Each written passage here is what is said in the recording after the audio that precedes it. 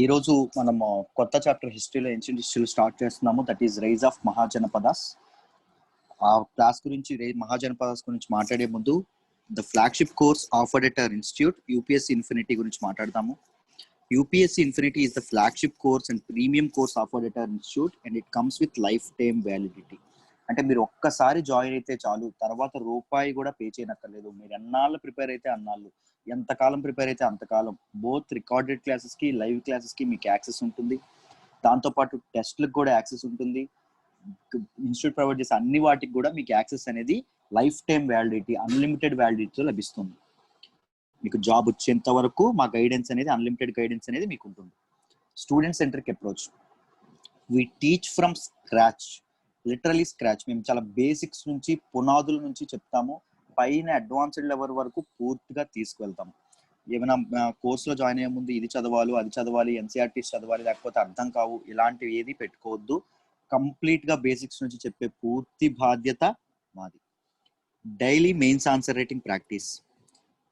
UPSC preparation లో mains answer writing practice అనేది ఎంత కీ రోల్ ప్లే చేస్తుందో మన అందరికీ తెలుసు. మెయిన్స్ లో స్కోర్ రావాలంటే ప్రతిరోజు mains answer writing from the first day of preparation mains answer writing practice అనేది చేయాలి. సో మీరు జాయిన్ అయిన మరుక్షణమే, ఆ మొదటి రోజు నుంచే మీతో మెయిన్స్ ఆన్సర్ రైటింగ్ ప్రాక్టీస్ అనేది చేపిస్తాం. మీరు రాసిన ఆన్సర్స్ ని రెస్పెక్టివ్ ఫ్యాకల్టీ మెంబర్స్ ఎవరైతే ఉన్నారో వాళ్ళు కరెక్ట్ చేసి మీకు కన్స్ట్రక్టివ్ ఫీడ్బ్యాక్ అనేది ఇవ్వడం జరుగుతుంది. So that you can improve your self. Next, lowest fee in the country. Proud గా చెప్తున్నాము, చాలా గొప్పగా చెప్పగలుగుతున్నాము. మేమిచ్చే క్వాలిటీ, మేమిచ్చే ఫీజుకి ఎవరైనా దేశంలోనే ఎవరైనా ఇస్తే నాకు తెలిసి ఎవరు ఉండరు అలా ఇచ్చేవాళ్ళు. బికాజ్ మీరు కావాలంటే ట్రయల్ క్లాసెస్ వినొచ్చు, ఎవ్రీ ఫ్యాకల్టీని అసెస్ చేసి ఎవ్రీ ఫ్యాకల్టీ గురించి తెలుసుకొని మీరు జాయిన్ అవ్వచ్చు. జస్ట్ 50,000 రూపీస్కి అందిస్తున్నాము. మొత్తం 50,000 రూపీస్ కట్టి ఒకసారి జాయిన్ అవ్వాలంటే అక్కర్లేదండి, కేవలం 5,000 రూపాయలు కడుతూ జాయిన్ అవ్వచ్చు. కేవలం 5,000 ఈచ్ మంత్. 5,000 నెలకి 5,000 కట్టుకుంటూ 10 నెలలు కట్టుకుంటూ జాయిన్ అవ్వచ్చు. September 15th లోపు మీరు జాయిన్ అయితే 9 ఇన్స్టాల్మెంట్స్ అంటే 45,000కు మాత్రమే మీకు వస్తుంది UPSC infinity. Bundled with APSC, TSPSC, IBPS, SSC.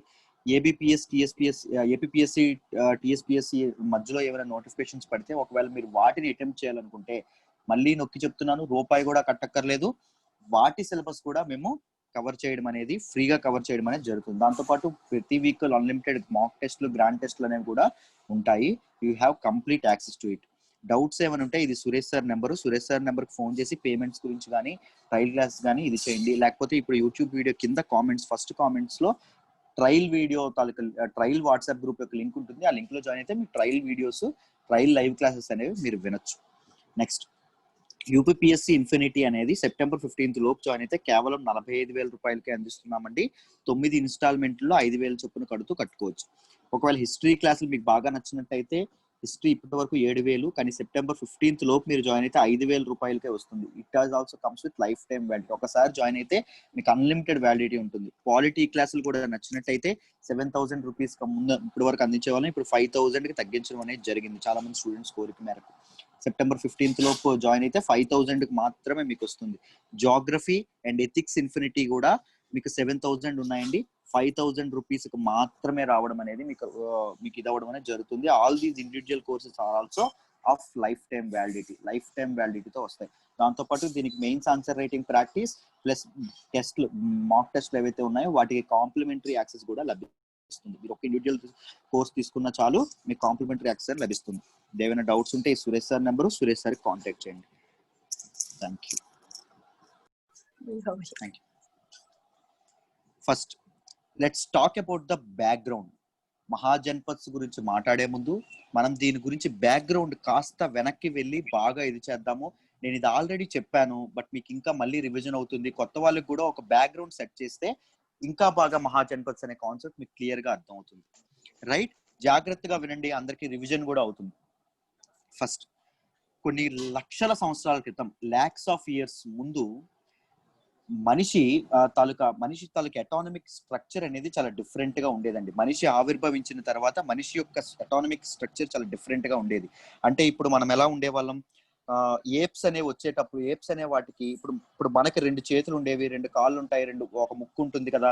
Apes ఏవైతే ఉన్నాయో, ఎప్పుడైతే ఫస్ట్ ఏప్స్ అయితే భూమి మీదకి వచ్చాయో వాటికి ఎనటామికల్ స్ట్రక్చర్ అనేది చాలా డిఫరెంట్ గా ఉండేది. అంటే వాటి కొన్ని వెంట తాలూకా స్పైన్ అనేది వంగుతూ ఉండేది, కొన్ని రెండు కాళ్ళ మీద నడిచాయి, కొన్నేమో కొన్నింటికి డిఫరెంట్ హెయిర్స్ ఉండేవి, కొన్ని చాలా స్టౌట్ గా ఉండేవి. ఇలా ఎనటామికల్ స్ట్రక్చర్ డిఫరెంట్ గా ఉండేది. ఎవరైతే స్పైన్ వంగి ఉన్న ఏప్స్ ఎవరైతే అన్నామో వాటిని ఏమంటాము? హోమో ఎరక్టస్ అంటాము. హోమో ఎరక్టస్ అంటాము. తర్వాత ఆ ఏప్స్ అని రెండు కాళ్ళ మీద నిలబడడం అనేది మొదలైంది. రెండు కాళ్ళ మీద నిలబడిన తర్వాత వాళ్ళని ఏమంటాము అంటే, రెండు కాళ్ళ మీద నిలబడింది మనిషి. తర్వాత మనిషి బుద్ధి అనేది పెరగడం మొదలైంది, ఆలోచించడం ఇదవ్వడం అనేది పెరిగింది. మనిషి ఇదవ్వడం అనేది మొదలు పెట్టాడు. రైట్, మనిషి మైండ్ అనేది ఎదగడం మొదలు పెట్టింది. మనిషి ఫైర్ ని కనుక్కోవడం అనేది మొదలు పెట్టాడు.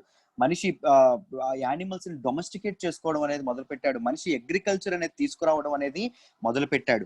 రైట్, మనిషి తాలూకు డెవలప్మెంట్ అనేది పెరిగింది. మనిషి బుద్ధి ఆలోచించే మనిషిని ఏమంటాము అంటే హోమో సేపియన్స్ అంటాము. సేపియన్ అంటే the one who thinks. Sapien is a Greek word అండి. ఓకేనా, sapien is a Greek word. Homo sapiens అంటాం. హోమో ఎరక్టస్ నుంచి మనిషి హోమో సేపియన్స్ గా మారడం అనేది జరిగింది. హోమో సేపియన్స్ తర్వాత ఏమైంది? మనిషి అప్పుడు సంచార జీవితం గడిపేవాడు. అంటే ఒక ప్లేస్ నుంచి నొమాడిక్ లైఫ్ స్టైల్ గడిపేవాడు. ఒక ప్లేస్ నుంచి ఇంకొక ప్లేస్ కి ట్రావెల్ అవుతూ ఉండేవాడు. ఎందుకు? In the search of food, ఆహారం గాని లేకపోతే మంచి వసతి గాని వీటి కోసం తిరుగుతూ ఉండేవాడు. దాంతోపాటు మనిషి ఏం వాడేవాడు? ఎర్లీ మ్యాన్ టూల్స్ వాడేవాడు, స్టోన్ మేడ్ టూల్స్ వాడేవాడు. ఆ టూల్స్ ఎందుకు ఉపయోగించేవాడు అంటే మాంసం, మీటుని కానీ దీన్ని కానీ ఇది వలవడానికి, డిగ్గింగ్ కి, తవ్వడానికి, వీటి ఏవైతే ఉంటాయో వాటి కోసం ఉపయోగించేవాడు. అడవుల్లో, ఫారెస్ట్ లో దొరికితే ఫ్రూట్స్ కానీ ఇవి కానీ ఏవైతే ఉంటాయో వాటిని తింటూ బతికేవాడు. Exactly, hunting. వాటిని తింటూ మనిషి అనేవాడు బతికేవాడు. రైట్, స్లోగా మనిషి అనేవాడు స్లోగా ఫస్ట్ మౌంటైన్ ఏరియాస్ లో ఉండే మనిషి ఎర్లీ మ్యాన్ ఎక్కడెక్కడికి రావడం మొదలు పెట్టాడు? ప్లెయిన్ ఏరియాస్ కి రావడం అనేది మొదలు పెట్టాడు. ప్లెయిన్ ఏరియాస్ కి రావడం మొదలు పెట్టిన తర్వాత ఫైర్ అనేది కనుక్కున్నాడు. ఫస్ట్ రా మీట్ తినేవాడు, తర్వాత కుక్ చేసిన ఫుడ్ ఏదైతే ఉంటుందో దాన్ని తినడం అనేది మొదలు పెట్టాడు. తర్వాత ప్లెయిన్ ఏరియాస్ కి వచ్చిన తర్వాత ఏం చేశాడు? యానిమల్స్ ని డొమెస్టికేట్ చేసుకోవడం అని మొదలు పెట్టాడు. ఈ వరల్డ్ లో ఫస్ట్ యానిమల్స్ ఎక్కడ డొమెస్టికేట్ చేసుకున్నారో తెలుసా అమ్మా? ప్రపంచంలోనే తెలుసా? Palestine in Israel. ఇక్కడ మొదటిసారి ఒక యానిమల్, ఫస్ట్ యానిమల్ ఏంటి? మనిషి డొమెస్టికేట్ చేసుకున్న animal it is dog. First dog ని డొమెస్టికేట్ చేసుకున్నాడు. అది ఎక్కడ డొమెస్టికేట్ చేసుకున్నాడు అంటే ప్యాలెస్తీన్ లో డొమెస్టికేట్ చేసుకున్నాడు. అదే ఇండియాలో మొదట యానిమల్ మొదట డొమెస్టికేట్ చేసినట్టు ఆధారాలు ప్రూఫ్స్ ఎక్కడ బయటపడ్డాయి ఇండియాలో తెలుసా? అధంగఢ్ ఇన్ మధ్యప్రదేశ్. ఇది ఒకసారి యూపీఎస్సీలో అడిగారండి. సో అందుకోసమని చెప్తున్నాను, అధంగఢ్ ఇన్ మధ్యప్రదేశ్. రైట్, అలా అయింది. తర్వాత ఏం జరిగింది? మనిషి స్లోగా అగ్రికల్చర్ అనే దానికి అలవాటు పడ్డాడు. అగ్రికల్చర్ ఈ రోజు పంట వేస్తే రేపటికి వస్తుందా అంటే రాదు. సో కొన్నాళ్ళు వెయిట్ చేయాలి. సో మనిషి స్లోగా సెటిల్డ్ లైఫ్ స్టైల్ కి అలవాటు పడ్డాడు. తర్వాత ఎక్కడ? రివర్ వ్యాలీస్ పక్కన బతకడం అనేది అలవాటు పడ్డాడు. ఎందుకు రివర్ వ్యాలీస్ పక్కన బతకడం అనేది అలవాటు పడ్డాడు? మనిషికి అప్పుడు పాటరీ లాంటివి ఏమీ తెలిసేది కాదు, వాటర్ స్టోరేజ్ లాంటివి ఏమీ తెలిసేది కాదు. రివర్ వ్యాలీస్ పక్కన ఉంటే అగ్రికల్చర్ కి బాగుంటుంది, వ్యవసాయం చేసుకోవడానికి బాగుంటుంది. దాని తర్వాత వాటర్ స్టోరేజ్ కూడా బాగుంటుంది.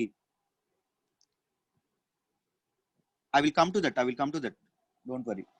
ఓకేనా అనేది స్టార్ట్ అయింది అని చెప్పారండి. ఓకేనా, మళ్ళీ ఆలోచించండి.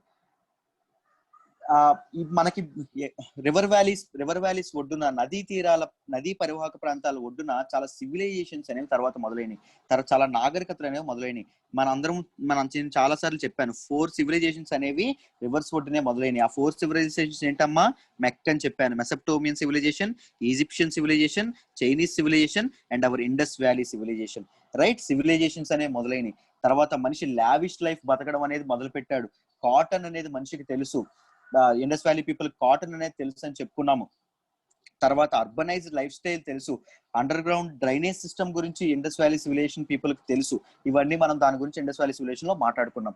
తర్వాత ఏం జరిగింది? ఈ సెంట్రల్ ఏషియాలో ఉన్నటువంటి పీపుల్ ఎవరైతే ఉన్నారో వాళ్ళు నొమాడిక్ లైఫ్ స్టైల్ గడుపుతూ నెమ్మదిగా ఇండియాలోకి రావడం మొదలు పెట్టారు, భారత భూమిలోకి రావడం మొదలు పెట్టారు. ఎలా వచ్చారు అంటే Khyber pass in Hindu Kush mountains లో ఉన్నటువంటి ఖైబర్ పాస్ ద్వారా వచ్చారు. వచ్చిన వాళ్ళు ఎలా వచ్చారని చెప్పుకున్నాము, ఐరన్ టూల్స్ పట్టుకొని వచ్చారని చెప్పాం, ఐరన్ వెపన్స్ పట్టుకొని వచ్చారని చెప్పాం. రైట్, మన ఇండస్ వ్యాలీ పీపుల్ కి ఐరన్ వెపన్స్ తెలుసా? తెలీదు. ఐరన్ టూల్స్ గురించి తెలుసా? తెలీదు. సోఫిస్టికేటెడ్ వెపన్స్ గురించి తెలుసా? తెలీదు. రైట్, దాంతో పాటు ఆర్యులు ఎలా ఉండేవాళ్ళని చెప్పాము, ఎవరైతే సెంట్రల్ ఏషియా నుంచి వచ్చిన వాళ్ళు ఎలా ఉంటారని చెప్పాము, చాలా పొడుగ్గా ఉంటారు, దాంతో పాటు దృఢంగా ఉండేవాళ్ళండి, వైట్ గా. మన లోకల్ నేటివ్ పీపుల్ ఎవరైతే ఉండేవాళ్ళో వాళ్ళు కాస్త నలుపుగా ఉండేవాళ్ళు, కాస్త చామచ్చాయి రంగులో ఉండేవాళ్ళు.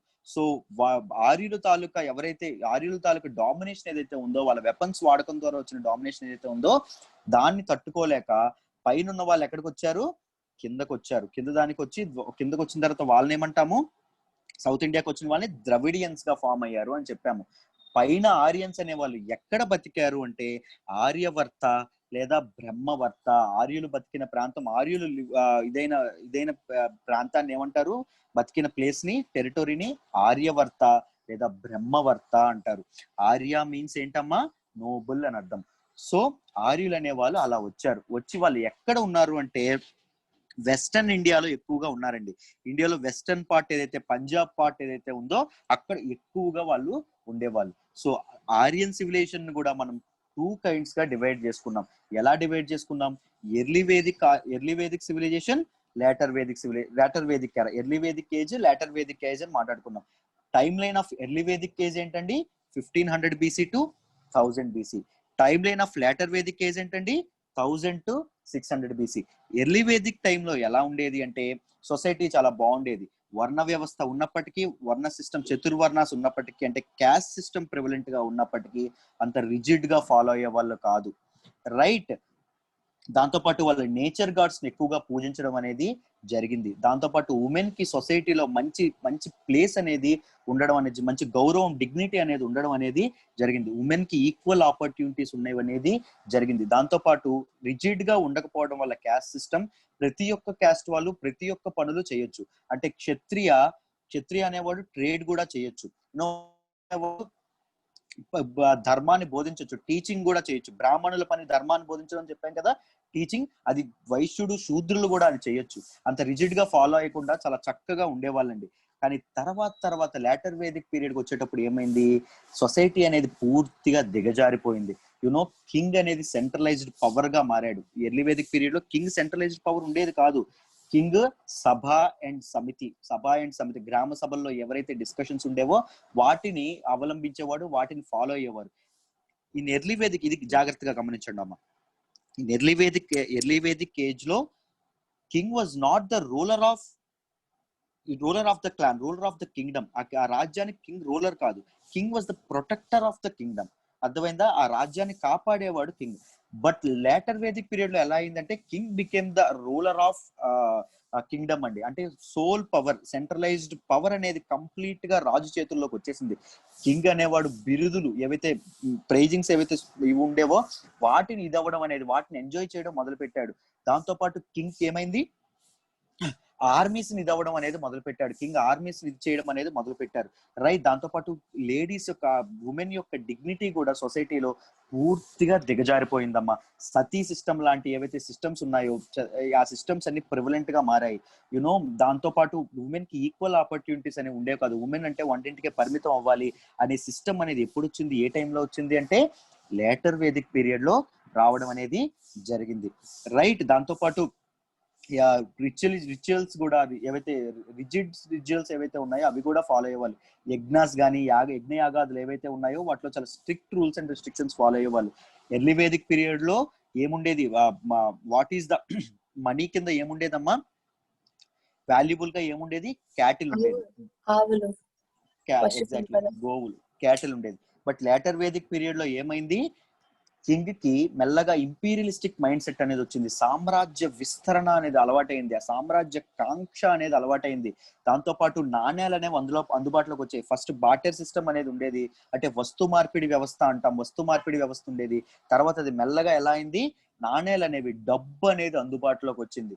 ఎక్కడ జాగ్రత్తగా గమనించండి, డబ్బు అనే పురుగు మనిషి మనసులోకి ఎంటర్ అయిందంటే అక్కడ ఏవైనా సివిలైజేషన్ ఏదైనా బాగుగా ఉంటుందా? ఎక్కడైనా బాగు సరిగ్గా ఉంటుందా? గ్రీడ్ అనేది మనిషిలో పెరిగింది, లోభం అనేది పెరిగింది, అత్యాశ పెరిగింది, దురాశ పెరిగింది. అప్పటి వరకు హ్యాపీయెస్ట్ గా, లావిష్ గా, అద్భుతంగా మనిషి బతికిన మనిషి డబ్బు కారణంగా, దాంతోపాటు గ్రీడ్ కారణంగా, అత్యాశ కారణంగా, దురాశ కారణంగా, పేరాశ కారణంగా మనిషి తాలూకా లివింగ్ స్టాండర్డ్స్ అనేవి మెల్లగా దిగజారిపోయాయి. మనిషి జీవితంలో సారో అనేది పెరిగిపోయింది. జైనిజం చెప్పినప్పుడు చెప్పాను, మెల్లమెల్లగా సారో అనేది వస్తుంది. దాన్ని ఏమంటాం? అవసర్పిణి అంటాం, సైకిల్ అని చెప్పాం. జైనిజం చూస్తే మీకు తెలుస్తుంది. మెల్లమెల్లగా ఇంకాస్త కష్టాలు పడతాడు, ఇవన్నీ మనం చెప్పాం, రైట్? చూడండి, మనిషికి ఆ సైకిల్ అనేది మీరు అలా రిలేట్ చేసుకోవాలి, ఒకదానికి ఒకటి రిలేట్ చేసుకోవడం జరగాలి. ఈ దుఃఖాన్ని, ఈ ఈ ఏదైతే ఈ సారో ఏదైతే ఉందో వాటిని ఇదవ్వడానికి, వాటిని ఇది చేయడానికి, సఫరింగ్ ని దూరం చేయడానికి కొన్ని రిలీజియన్స్ అనే ఫామ్ అయినాయి. అందులో ప్రామినెంట్ రిలీజియన్స్ ఏంటమ్మా? Jainism and Buddhism, right? Gautama బుద్ధుడి గురించి కూడా మనం లాస్ట్ క్లాస్ లో క్లియర్ గా నేర్చుకున్నాం, క్లారిటీగా ఫుల్ గా నేర్చుకున్నాం, right? So later Vedic period అనేది అంతమైపోయిన తర్వాత, ఎండకు వచ్చిన తర్వాత నాట్ ఓన్లీ రిలీజియస్ రిఫార్మ్స్ అనేవి వచ్చాయి. రిలీజియస్ రిఫార్మ్స్ అంటే మతపరమైన మార్పులు మాత్రమే రావడం జరగలేదు. దాంతో పాటు ఏమొచ్చాయమ్మా? పొలిటికల్ చేంజెస్ కూడా వచ్చాయి. రాజకీయ వ్యవస్థల్లో కూడా మార్పులు అనేవి మనుషులు అనే వాళ్ళు చూడగలిగారు. మీకు ఆల్రెడీ చెప్పాను ఎందుకు రిలీజియస్ థింగ్స్ వచ్చాయి, రిలీజియస్ రిఫార్మ్స్ అనేది ఎందుకు రావాల్సి వచ్చిందంటే బ్రాహ్మణుల యొక్క ఎరోగెన్స్ అనేది ఎక్కువగా పెరుగుతోంది. దాంతో పాటు అగ్రికల్చర్, ఐరన్ అనేది ఎక్కువ అందుబాటులో ఉండడం వల్ల, ఈ నాగలి లాంటి టూల్స్ పెరగడం వల్ల అగ్రికల్చరల్ ఎకానమీ అనేది ఎక్కువగా పెరిగిందండి. అగ్రికల్చర్ ఎకానమీ అనేది పెరగడం వల్ల ఫైనాన్షియల్ గా కింద వాళ్ళు కూడా బాగా బలపడ్డారు. సో వాళ్ళు బ్రాహ్మణుల యొక్క చేతిలో డబ్బు ఉంది, బ్రాహ్మణుల యొక్క ఎరోగెన్స్ వాళ్ళు తట్టుకోలేకపోతున్నారు. దానికోసం మన క్షత్రియాస్ అండ్ బ్రాహ్మణాస్ తిరగబడ్డారు. క్షత్రియాస్ అండ్ వైశ్యాస్, శూద్రాస్, మిగిలిన 3 సెక్షన్స్ ఆఫ్ సొసైటీ ఎవరైతే ఉన్నారో వాళ్ళు తిరగబడి కొత్త రిలీజియన్స్ ఫామ్ అవడానికి కారణమయ్యారని చెప్పుకున్నాం. ఇక్కడ గమనించండి, యూజ్ ఆఫ్ ఐరన్ అనేది ఇంపార్టెంట్ అని చెప్పాం. ఐరన్ అనేది వాడకంలోకి రావడం వల్ల ఈ మతాలు వచ్చాయని చెప్పాం, రిలీజియన్స్ వచ్చాయని చెప్పాం, రైట్? ఈ ఐరన్ అనేది రావడంతో పాటు, ఐరన్ అనేది అందుబాటులోకి రావడం వల్ల అగ్రికల్చరల్ టూల్స్ ఒక్కటే కాదండి, వెపన్స్ కూడా తయారయ్యాయి. ఆయుధాలు కూడా తయారయ్యాయి, సోఫిస్టికేటెడ్ వెపన్స్ కూడా తయారైనాయి. అప్పుడే లాటర్ వేదిక్ పీరియడ్ లో ఏం జరిగిందని చెప్పాము? కింగ్స్ అనే వాళ్ళు సెంట్రలైజ్డ్ పవర్ ని ఎంజాయ్ చేస్తున్నారని చెప్పాం, వాళ్ళు ఆర్మీస్ ని తయారు చేసుకుంటున్నారని చెప్పాం, రైట్? వాళ్ళు ఇది చేస్తున్నారని చెప్పాం, పవర్ అంతా వాళ్ళ చేతుల్లో గుప్పిట్లో ఉంచుకుంటున్నారని చెప్పాం. ఇంపీరియలిస్టిక్ మైండ్ సెట్, సామ్రాజ్యవాదం అనే ఒక ప్రస్ఫుటంగా వాళ్ళ చేతుల్లో వాళ్ళ దీనిలో కనిపిస్తుంది, వాళ్ళ మైండ్ సెట్ లో కనిపిస్తుంది అని చెప్పాం.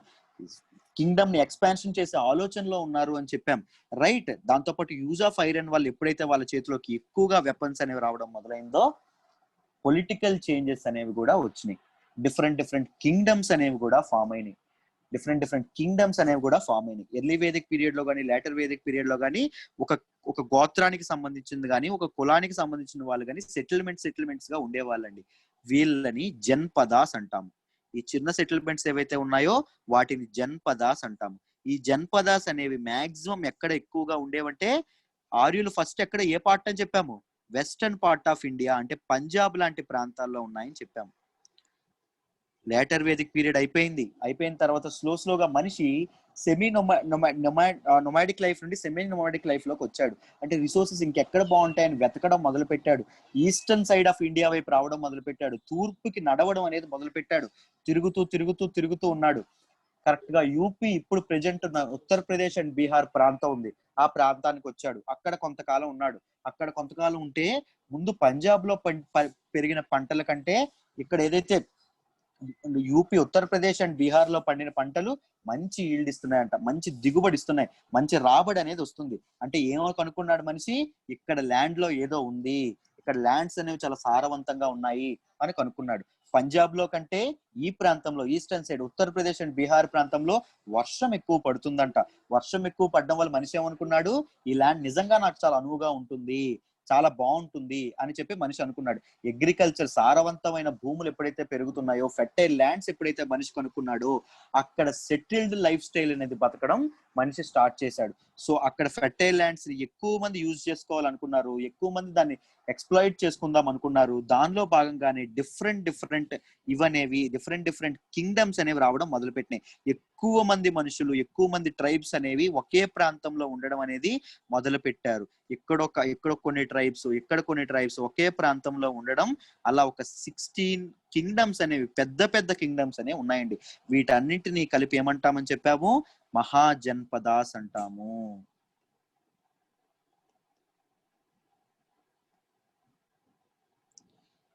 ఈ 16 కింగ్డమ్స్ ఏవైతే ఉన్నాయో వాటిని మహాజన్పదాస్ అంటాము. మహాజన్పద ఈ టెర్మినాలజీని చక్కగా విడదీయండి.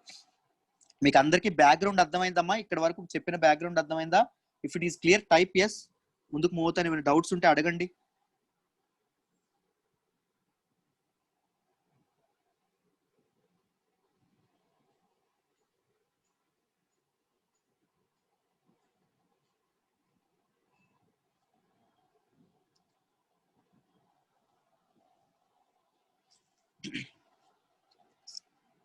పర్ఫెక్ట్. చూడండి, మహాజన్పద్స్ అనే స్టార్ట్ అయ్యని చెప్పాం. మోస్ట్ ఆఫ్ ద మహాజన్పద్స్ ఎక్కడ ఎక్కువ ప్రివలెంట్ గా ఉంటాయంటే ఇప్పుడు ప్రెజెంట్ ఉన్న ఉత్తరప్రదేశ్, బీహార్ ప్రాంతం ఏదైతే ఉందో అక్కడ ఈ మహాజన్పదాస్ అనేవి ఎక్కువగా, కింగ్డమ్స్ అనేవి ఎక్కువగా ఉంది. What is the reason? Fertile lands అనేవి అక్కడ అందుబాటులో ఉండడం వల్ల, అగ్రికల్చరల్ ఎకానమీ అనేది పెరగడం వల్ల మనుషులు అక్కడే ఉండడానికి, అక్కడే తమ నివాసాలను ఏర్పరచుకోవడానికి, అక్కడే సెటిల్ అవ్వడానికి ఎక్కువగా మొగ్గు చూపించారండి. మహాజన్పదాస్ అనే క్రొనాలజీ మనం విడదీస్తే, ఒకటి మహా, రెండు జన్పద. మహా అంటే అందరికీ తెలుసు, గ్రేట్ అని అర్థము, గొప్పది అని అర్థము. జన్పదాస్ అంటే ఫుట్ హోల్డ్ ఆఫ్ ట్రైబ్స్ అని అర్థము. రైట్? డిఫరెంట్ తెగలు ఎక్కడైతే ఉన్నాయో, తెగల నివాస స్థలాలు ఎక్కడైతే ఏర్పాటు చేసుకున్నాయో వాటిని గ్రేట్ పెద్దవైనటువంటి వాటిని మహాజన్పదాస్ అంటామండి. ఓకేనా? మహాజన్పదాస్ అనే టెర్మినాలజీ మీకు క్లియర్ గా అర్థమైందని అనుకుంటున్నాను. First early Vedic period, later Vedic period లో ఏముండేవి? జనపదాలు ఉండేవి, జన్పదాస్ ఉండేవి. లేటర్ వేదిక్ పీరియడ్ ఎండకు వచ్చినప్పటికీ ఏం స్టార్ట్ అయినాయి అంటే మహాజన్పదాస్ స్టార్ట్ అయినాయి. మహాజన్పదాస్ స్టార్ట్ అవ్వడానికి మొత్తం మహాజన్పదాస్ ఎన్ని అని చెప్పాము? 16 అండి. 16 మహాజనపదాలు, షోడశ మహాజనపదాలు అంటాము, లేకపోతే 16 మహాజనపదాస్ అంటాం హిందీలో. ఓకేనా? చూడండి, what are the causes for rise of Mahajanapadas? Mahajanapadas అనేవి ఇదవ్వడానికి కారణం ఏంటి? మహాజన్పదాస్ అనేవి రైజ్ అవ్వడానికి, మహాజన్పదాలు అనేవి ఏర్పడడానికి కారణాలు ఏంటి అని చెప్పి చూద్దాం. నొమాడిజం టు సెమీ నొమాడిజం. మనిషి సంచార జీవనం గడుపుతున్నాడు, ఇటు అటు తిరుగుతూ ఒక సెటిల్డ్ లైఫ్ స్టైల్ అనేది అలవాటు చేసుకోవడం అనేది స్టార్ట్ చేశాడు అని చెప్పాం. పంజాబ్ లోని హిమాలయాల వైపు ఎప్పుడైతే మనిషి తిరుగాడుతూ ఉన్నాడో, మెల్లమెల్లగా తిరుగుతూ యూపీకి, బీహార్ ప్రాంతానికి వచ్చాడు. అక్కడ అగ్రికల్చర్ అనేది స్టార్ట్ చేశాడు. సో అగ్రికల్చర్ స్టార్ట్ చేయడం వల్ల కొన్నాళ్ళు బతకాల్సి వచ్చింది మనిషి, కొన్నాళ్ళు అక్కడే ఉండాల్సి వచ్చింది. అక్కడ ల్యాండ్ ఫెర్టిలిటీ బాగుండడం వల్ల మంచి దిగుబడి వచ్చింది. సో మనిషి అనేవాడు, అదే ఎవరైతే ఎర్లీ వేదిక్ పీరియడ్ పీపుల్ ఉన్న వాళ్ళు అక్కడే సెటిల్ అయిపోదామని చెప్పి ఫిక్స్ అయ్యారండి. Second, development of agricultural society. ఇప్పుడే చెప్పాము, ల్యాండ్ ఫెర్టైల్ గా ఉండడం వల్ల అగ్రికల్చర్ అనేది పెరుగుతా వస్తుంది. ఐరన్ టూల్స్ ఉండడం వల్ల, టూల్స్ అనేవి పెరగడం వల్ల అగ్రికల్చర్ దిగుబడి అనేది, వ్యవసాయ సంబంధిత దిగుబడి ఏదైతే ఉందో అది కూడా పెరుగుతా వస్తుంది. దాని వల్ల కూడా మనిషి అనేవాడు అక్కడే స్థిరపడాల్సి, మహాజనపద స్టార్ట్ అవ్వాల్సి వచ్చిందండి. Development of trading system. ఎప్పుడైతే బార్టర్ సిస్టమ్ అనేది ఒక ఎండ్కి వచ్చింది, ఒక కొలిక్కి వచ్చి, ఎప్పుడైతే నాణ్యాలు అనేవి స్టార్ట్ అయినాయో, కాయిన్ సిస్టమ్ అనేది ఎప్పుడైతే స్టార్ట్ అయిందో, ఒకప్పుడు చెప్పుకున్నాం గోల్డ్ కాయిన్స్ ఉండేవని, సువర్ణ ఇవి అనేవి ఉండేవని, సువర్ణ నాణ్యాలు ఉండేవని, వెండి నాణ్యాలు ఉండేవని, తార్కాణాలు ఉండేవని మనం చాలా సార్లు వినే ఉంటాము. రైట్? ఆ ట్రేడింగ్ సిస్టమ్ అనేది కూడా ఫామ్ అయింది. అంటే వ్యాపారం అనేది కూడా చాలా సుస్థిరంగా, చాలా ఎక్కువగా ఫామ్ అయింది. ఎందుకు? దాంతోపాటు ట్రేడింగ్ సిస్టమ్ తో పాటు ఇంకేంటి ఫామ్ అయిందని చెప్పాను? లెండింగ్ సిస్టమ్ కూడా ఒకటి ఫామ్ అయింది అని చెప్పాను. ఓకేనా? ఒక స్టేబుల్ ఫైనాన్షియల్ సిస్టమ్ అనేది, స్టెబిలైజ్ ఫైనాన్షియల్ సిస్టమ్ అనేది, సెటిల్డ్ ఫైనాన్షియల్ సిస్టమ్ అనేది, ఒక అడ్మినిస్ట్రేడ్ ఫైనాన్షియల్ సిస్టమ్ అనేది అప్పుడు రాజ్యాల్లోకి అందుబాటులోకి వచ్చిందండి. జనాలు ఒక రకమైన లైఫ్ స్టైల్ కి మెల్లమెల్లగా అలవాటు పడ్డారు. సో ఆ వ్యాపారాలకు అలవాటు పడ్డారు, డబ్బుకు అలవాటు పడ్డారు. సో అది వాళ్ళని ఏం చేసింది అంటే మహాజనపదాస్ పుట్టడానికి కారణమైంది అని చెప్పారు. ఎప్పుడైతే ట్రేడింగ్ స్టార్ట్ అయిందో మనీ అనేది ఫ్లో అవుతా వస్తుంది. ఓకేనా? మనీ అనేది ఫ్లో అవుతా ఉంటుంది. ఎప్పుడైనా ఇచ్చిపుచ్చుకడాలని ఎప్పుడైతే స్టార్ట్ అయినాయో, మనీ అనేది ఎప్పుడైతే వచ్చిందో, దాంతో పాటు టాక్సేషన్స్ కింగ్స్ ఎవరైతే ఉన్నారో వాళ్ళు తమ ఆర్మీస్ కానీ తమ తమ రాజ్యంలో ఉన్నటువంటి పీపుల్ యొక్క వెల్ఫేర్ కానీ ట్యాక్సెస్ పన్నులు కూడా వసూలు చేయడం మొదలు పెట్టారండి. పన్నులు కూడా ఎప్పుడైతే వసూలు చేయడం మొదలు పెట్టారో మనీ యొక్క ఫ్లో అనేది పెరిగింది. రైట్, మనీ అనేది ఇచ్చిపుచ్చుకోవడం అనేది మొదలైంది. దాంతోపాటు మెయింటెనెన్స్ ఆఫ్ ఆర్మీ, ఇప్పుడే చెప్పాను ఐరన్ టూల్స్ అనేవి అగ్రికల్చర్ ఎంత హెల్ప్ చేశాయో అంతే హెల్ప్ ఆర్మీస్, కింగ్స్ అనేవాళ్ళు, రాజులు అనేవాళ్ళు ఆర్మీస్ ని బిల్డ్ చేయడానికి కూడా ఉపయోగపడ్డాయి. ఆల్రెడీ నేను చెప్పాను, ఎర్లీ వేదిక్ పీరియడ్ లో కింగ్ కి సెంట్రలైజ్డ్ పవర్ ఉండేది కాదు. కింగ్ ని జనస్య అనేవాళ్ళు, అంటే ఎవరైతే పీపుల్ ఉంటే వాళ్ళు ఎన్నుకునే వాళ్ళు కింగ్ ని. లేటర్ వేదిక్ పీరియడ్ లో కింగ్ కి సెంట్రలైజ్డ్ పవర్ ఉండేది. కింగ్ ఏం చెప్తే జరిగేది. కింగ్ కి ఇంపీరియలిస్టిక్ బిహేవియర్ ఉండేది. రైట్, దాంతోపాటు కింగ్ ఆర్మీని అనేది స్టార్ట్ చేయడం మొదలు పెట్టాడు. ఎప్పుడైతే సామ్రాజ్య విస్తరణకి ఏముండాలి, ఒక రాజ్యాన్ని విస్తరించుకోవడానికి ఏముండాలి, ఆర్మీ అనేది ఉండాలి. స్టేబుల్ ఆర్మీస్ ని మొదలు పెట్టుకోవడం అనేది మొదలు పెట్టాడు. సో ఆర్మీస్ అనేవి రావడం వల్ల డిఫరెంట్ డిఫరెంట్ కింగ్డమ్స్ అనేవి ఫామ్ అవడానికి ఆస్కారం అనేది లభించింది.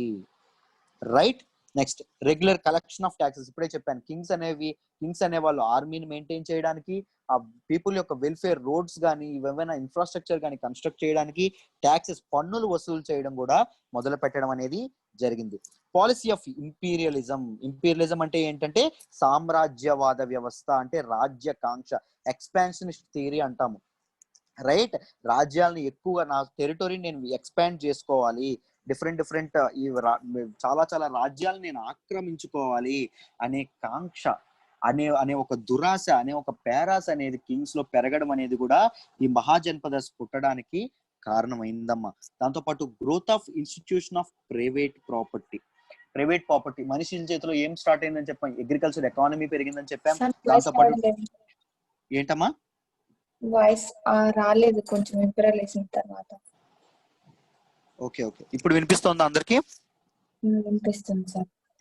Okay, growth of private property గురించి చెప్తాను చూడండి.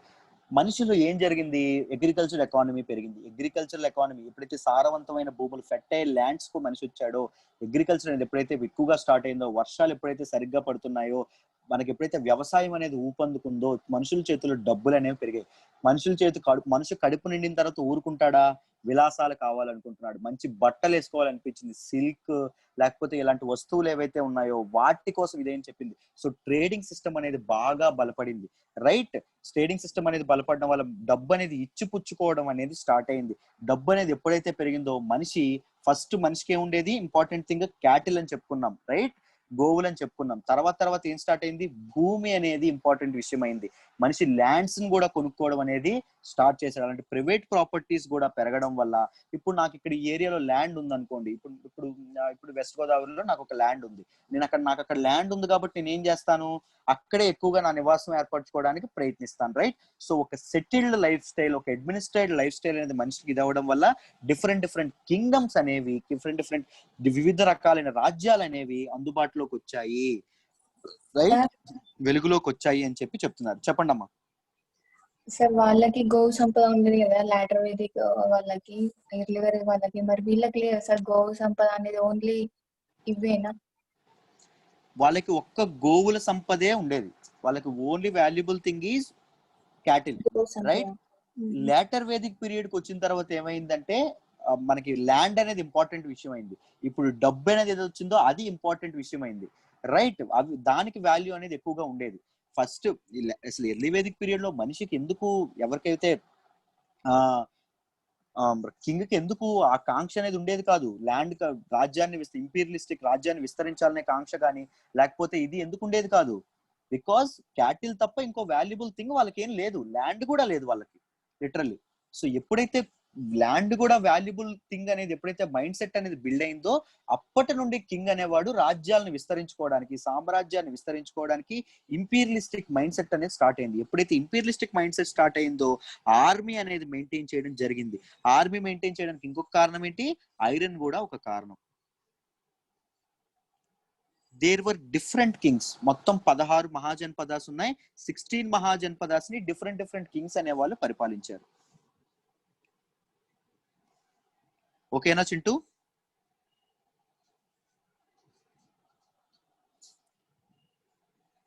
పర్ఫెక్ట్. చూడండి, there existed 16 great kingdoms in northern part of India. ఎప్పుడైతే ఈ ఇంపీరియలిజం అనేది స్టార్ట్ అయిందో, ఎప్పుడైతే సామ్రాజ్య కాంక్ష అనేది స్టార్ట్ అయిందో, ఏదైతే మనం ఆర్యవర్త లేదా బ్రహ్మవర్త అన్నామో, ఏదైతే మనం ఇప్పుడు ఇండో గ్యాంగటిక్ ప్లేన్ అంటున్నామో, ఆ ఏరియాలో ఒక గ్యాంబుల్ అనేది స్టార్ట్ అయింది. పొలిటికల్ గ్యాంబుల్ అనేది స్టార్ట్ అయింది. రైట్, రాజకీయమైనటువంటి జోదం అనేది స్టార్ట్ అయింది. ఒకరి మీద ఇంకొకరు పడుతున్నారు, ఒకరి మీద ఒకరు యుద్ధం చేసుకుంటున్నారు, ఒకరినొకరు ఎలా చేసుకుంటున్నారు. మీకు అర్థమైందా? గేమ్ ఆఫ్ థ్రోన్స్ మీరు చూసే ఉంటారు. ఎలా అయితే అంత దీనిగా ఉంటుందో, ఎక్కడైతే పొలిటికల్ ఇది స్టార్ట్ అయిందో, ఎక్కడైతే డిప్లొమసీ అనేది స్టార్ట్ అయిందో, ఇవన్నీ థింగ్స్ మహాజనపదాస్ కాలంలో ఇవ్వడం అనేది జరిగింది. సో ఏవైతే నార్త్ ఇండియా ఏదైతే ఉందో, నార్త్ ఇండియా ఇలాంటి వాటన్నింటికి ఒక బర్త్ ప్లేస్ అని చెప్పుకోవచ్చు. ఈ 16 మహాజనపదాలకి, దాంతో పాటు డిప్లొమసీకి, దాంతో పాటు పొలిటికల్ జోదానికి, పొలిటికల్ గ్యాంబ్లింగ్ కి ఒక వేదిక అయింది, ఒక ప్లాట్ఫామ్ సెట్ చేసింది నార్త్ ఇండియా అని చెప్తున్నారమ్మా. క్లియరా అమ్మా? ఇక్కడ వరకు మహాజనపదస్ యొక్క బ్యాక్గ్రౌండ్ ఎందుకు వచ్చింది, ఏమొచ్చింది అని అర్థమైందా ప్రతి ఒక్కరికి? మెయిన్స్ ఆన్సర్ ఇలాగే అడుగుతారు. Different reasons for rise of Mahajanapadas అంటారు. మీరు క్లియర్ గా ఎక్స్ప్లెయిన్ చేయగలగాలి. This is very important with respect to mains point of view. Mains మీరు మాట్లాడేటప్పుడు ఇది చాలా ఇంపార్టెంట్. రైజ్ ఆఫ్ మహాజనపదాస్ కారణాలు.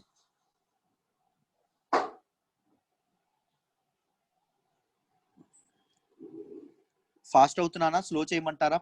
కరెక్ట్ గానే ఉంది పేస్.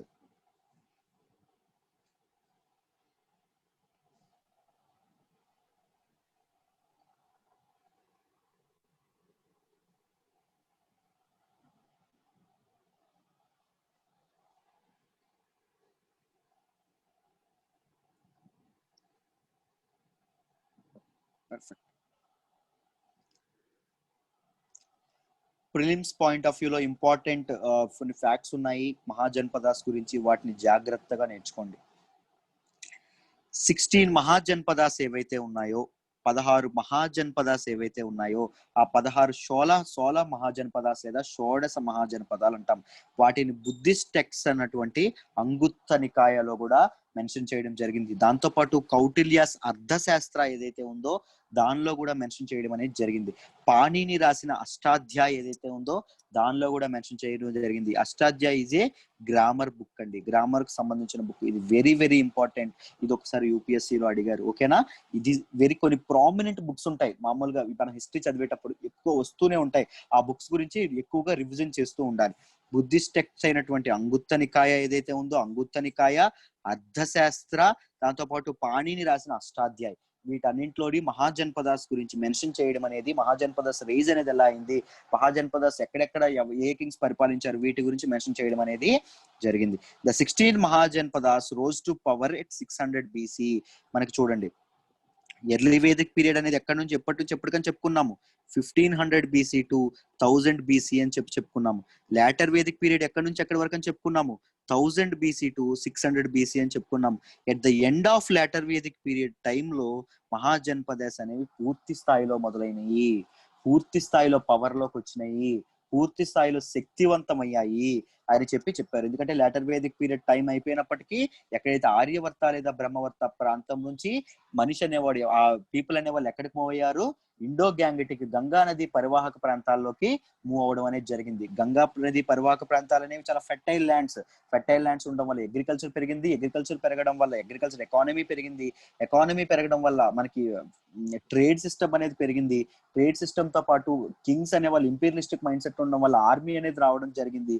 వీటన్నింటి కారణాలు, the amalgamation of all these reasons, mahajanapadas అనేవి ఆవిర్భవించాయి, మహాజనపదాస్ అనేవి వెలుగులోకి వచ్చాయి అని చెప్తున్నారు. సమ్ మహాజనపదాస్ అనేవి మొనార్కీని ఫాలో అయ్యేవి, రాచరిక వ్యవస్థ ఫాలో అయ్యేవి. అంటే వారసత్వంగా రాజరికం అనేది వచ్చేది. కొన్ని మహాజనపదాస్ అనేవి రిపబ్లిక్ సిస్టమ్ అనేది ఫాలో అవ్వడం జరిగింది. రిపబ్లిక్ సిస్టమ్ అంటే ఏంటమ్మా? వన్స్ ఎబిలిటీస్ బట్టి జనాలు వెనుకుంటారు. Power lies in people's hands అన్నమాట. కొన్ని మహాజనపదాస్ రిపబ్లిక్ సిస్టమ్ మీద ఇదవ్వడం జరిగేవి. కొన్ని మహాజనపదాస్ అనేవి రాచరిక వ్యవస్థ, మొనార్కీ సిస్టమ్ తో ఇదవ్వడం అనేది జరిగింది. రైట్. చూడండి ఇంపార్టెంట్ ఫీచర్స్ ఆఫ్ మహాజన్పదాస్. మహాజన్పదాస్ కి ఇంపార్టెంట్ ఫీచర్స్ ఏముంటాయో మాట్లాడదాం. ఫస్ట్, కింగ్ ఉంటారు. ప్రతి మహాజన్పదాస్ కి ఒక రాజు అనేవాడు తప్పకుండా ఉంటాడు. దాంతో పాటు ఒక మంత్రి, ద మినిస్టర్ అనే ఆయన ఒక ఆయన ఉంటారు. ద కంట్రీ, ఇవన్నీ ఎందుకు, వీటి మీద క్వశ్చన్స్ ఎలా అడుగుతారు అంటే one of these are not the features of Mahajanapadas అని అడుగుతారు. కింగ్ ఇస్తాడు, మినిస్టర్ ఇస్తాడు, కంట్రీ ఇస్తాడు, ఇంకొకటి ఏదో ఇస్తాడు, బ్యాంక్ అనేదో ఇస్తాడు, సంథింగ్ యునో. రైట్ ఆప్షన్ ఏంటి? Bank is not the feature of Mahajanapadas. Right, ఇలాగా క్వశ్చన్స్ ఫ్రేమ్ చేసే అవకాశం ఉంది, సో జాగ్రత్తగా నేర్చుకోండి. ద కంట్రీ, దాంతో పాటు ఫోర్టిఫైడ్ సిటీ, సిటీకి చుట్టూ ఒక ద్వారం అనేది ఉంటుందండి, ఒక దుర్గం అనేది, కోట దుర్గం అనేది ఉంటుంది అని చెప్పి చెప్తున్నారు. నెక్స్ట్, ఒక ట్రెజరీ. ఒక ట్రెజరీ అంటే ఎప్పుడైతే పీపుల్ కింగ్ ఎప్పుడైతే ట్యాక్సెస్ కలెక్ట్ చేస్తారో ఆ ట్యాక్సెస్ అన్నింటినీ ఉంచడానికి ఒక ట్రెజరీ అనేది, నాట్ ఓన్లీ కాయిన్స్ అండి, ట్యాక్సెస్ రూపంలో ధాన్యం కలెక్ట్ చేసేవారు, ట్యాక్సెస్ రూపంలో గోవుల్ని క్యాటిల్ని కలెక్ట్ చేసేవాళ్ళు, వాటన్నింటినీ స్టోర్ చేయడానికి ఒక స్టోర్ హౌస్ లాంటిది ట్రెజరీ. నెక్స్ట్, ఆర్మీ అనేది కూడా ఉండేది. ఆర్మీ అనేది దేంతో స్టార్ట్ అయింది? ఆర్మీ అనేది ఓన్లీ పీపుల్ తో కాల్బలం ఒక్కటే ఉండేదా? పీపుల్ తో సోల్డియర్స్ ఒక ఆర్మీ ఒక్కటే ఉండేదా అంటే కాదు. మహాజన్పదాస్ లో గజగణం కూడా ఉండేది, అంటే ఎలిఫెంట్స్ కూడా ఆర్మీలో వాడేవాళ్ళు అని చెప్పి కొన్ని మహాజన్పదాస్ తాలూకా హిస్టరీలో చెప్తున్నారు. వాటి గురించి కూడా మనం డిస్కస్ చేద్దాం. దాంతో పాటు ఎలైస్, దాంతో పాటు ఎవరు ఉండేవాళ్ళు అంటే ఫ్రెండ్స్ ఉండేవాళ్ళు, సామంతులు లాంటి వాళ్ళు ఉండేవాళ్ళు. రైట్, ఆ సిస్టమ్ కూడా మహాజన్పదాస్, ప్రతి ఒక్క మహాజన్పదాస్ లో ఉండడం అనేది జరిగింది. ఫస్ట్ ఎవరమ్మా? ద కింగ్, రాజు ఉండేవాడు, మంత్రి ఉండేవారు, దాంతో పాటు కంట్రీ అంటే ఒక స్టేట్ ఏదైతే ఉందో కింగ్డమ్ కి ఒక పేరు ఉండేది, దాంతో పాటు ఫోర్టిఫైడ్ సిటీ అంటే కోట దుర్గం అనేది ఉంటుంది, ప్రతి సిటీకి చుట్టూ ఒక ప్రహరీ గోడ లాంటి కోట దుర్గం అనేది ఉండేది, దాంతో పాటు ట్రెజరీ అనేది ఉండేది, ఎక్కడైతే ట్యాక్సెస్ కలెక్ట్ చేస్తామో ఆ ట్యాక్సెస్ అన్ని ఒక దగ్గర దాచుకోవడానికి ట్రెజరీ ఉండేది, దాంతో పాటు ఆర్మీ అనేది ఉండేది. ఎందుకు, ఎప్పుడైతే కింగ్ అనేవాడు ఇంపీరియలిస్టిక్ మైండ్ సెట్ వచ్చిందో ఆర్మీని ఎప్పుడైతే బిల్డ్ చేసుకోవడం అనేది జరిగిందో, దాంతో పాటు ఐరన్ టూల్స్ యొక్క వాడకం ఎప్పుడైతే పెరిగిందో, ఐరన్ వాడకం ఎప్పుడైతే పెరిగిందో ఆర్మీ అనేది బిల్డ్ అవ్వడం కూడా జరిగింది. దాంతో పాటు ఎలైస్ అంటే ఏంటి?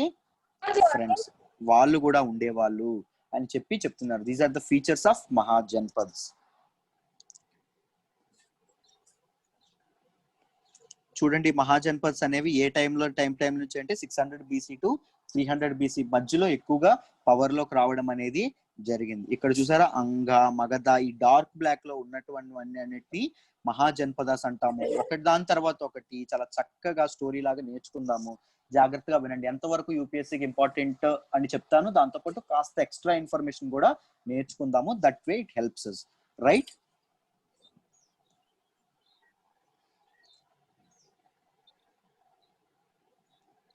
ఇక్కడ వరకు అందరికీ క్లియర్ కదమ్మా? ప్రతి ఒక్కరికి అన్ని అర్థమైనాయి కదా? బ్యాక్గ్రౌండ్ నుంచి కానీ, మహాజన్పదాస్ ఆరిజిన్ నుంచి కానీ, లేకపోతే మహాజన్పదాస్ క్యారెక్టరిస్టిక్స్ గురించి కానీ అన్ని అర్థమయ్యాయి కదా? పర్ఫెక్ట్.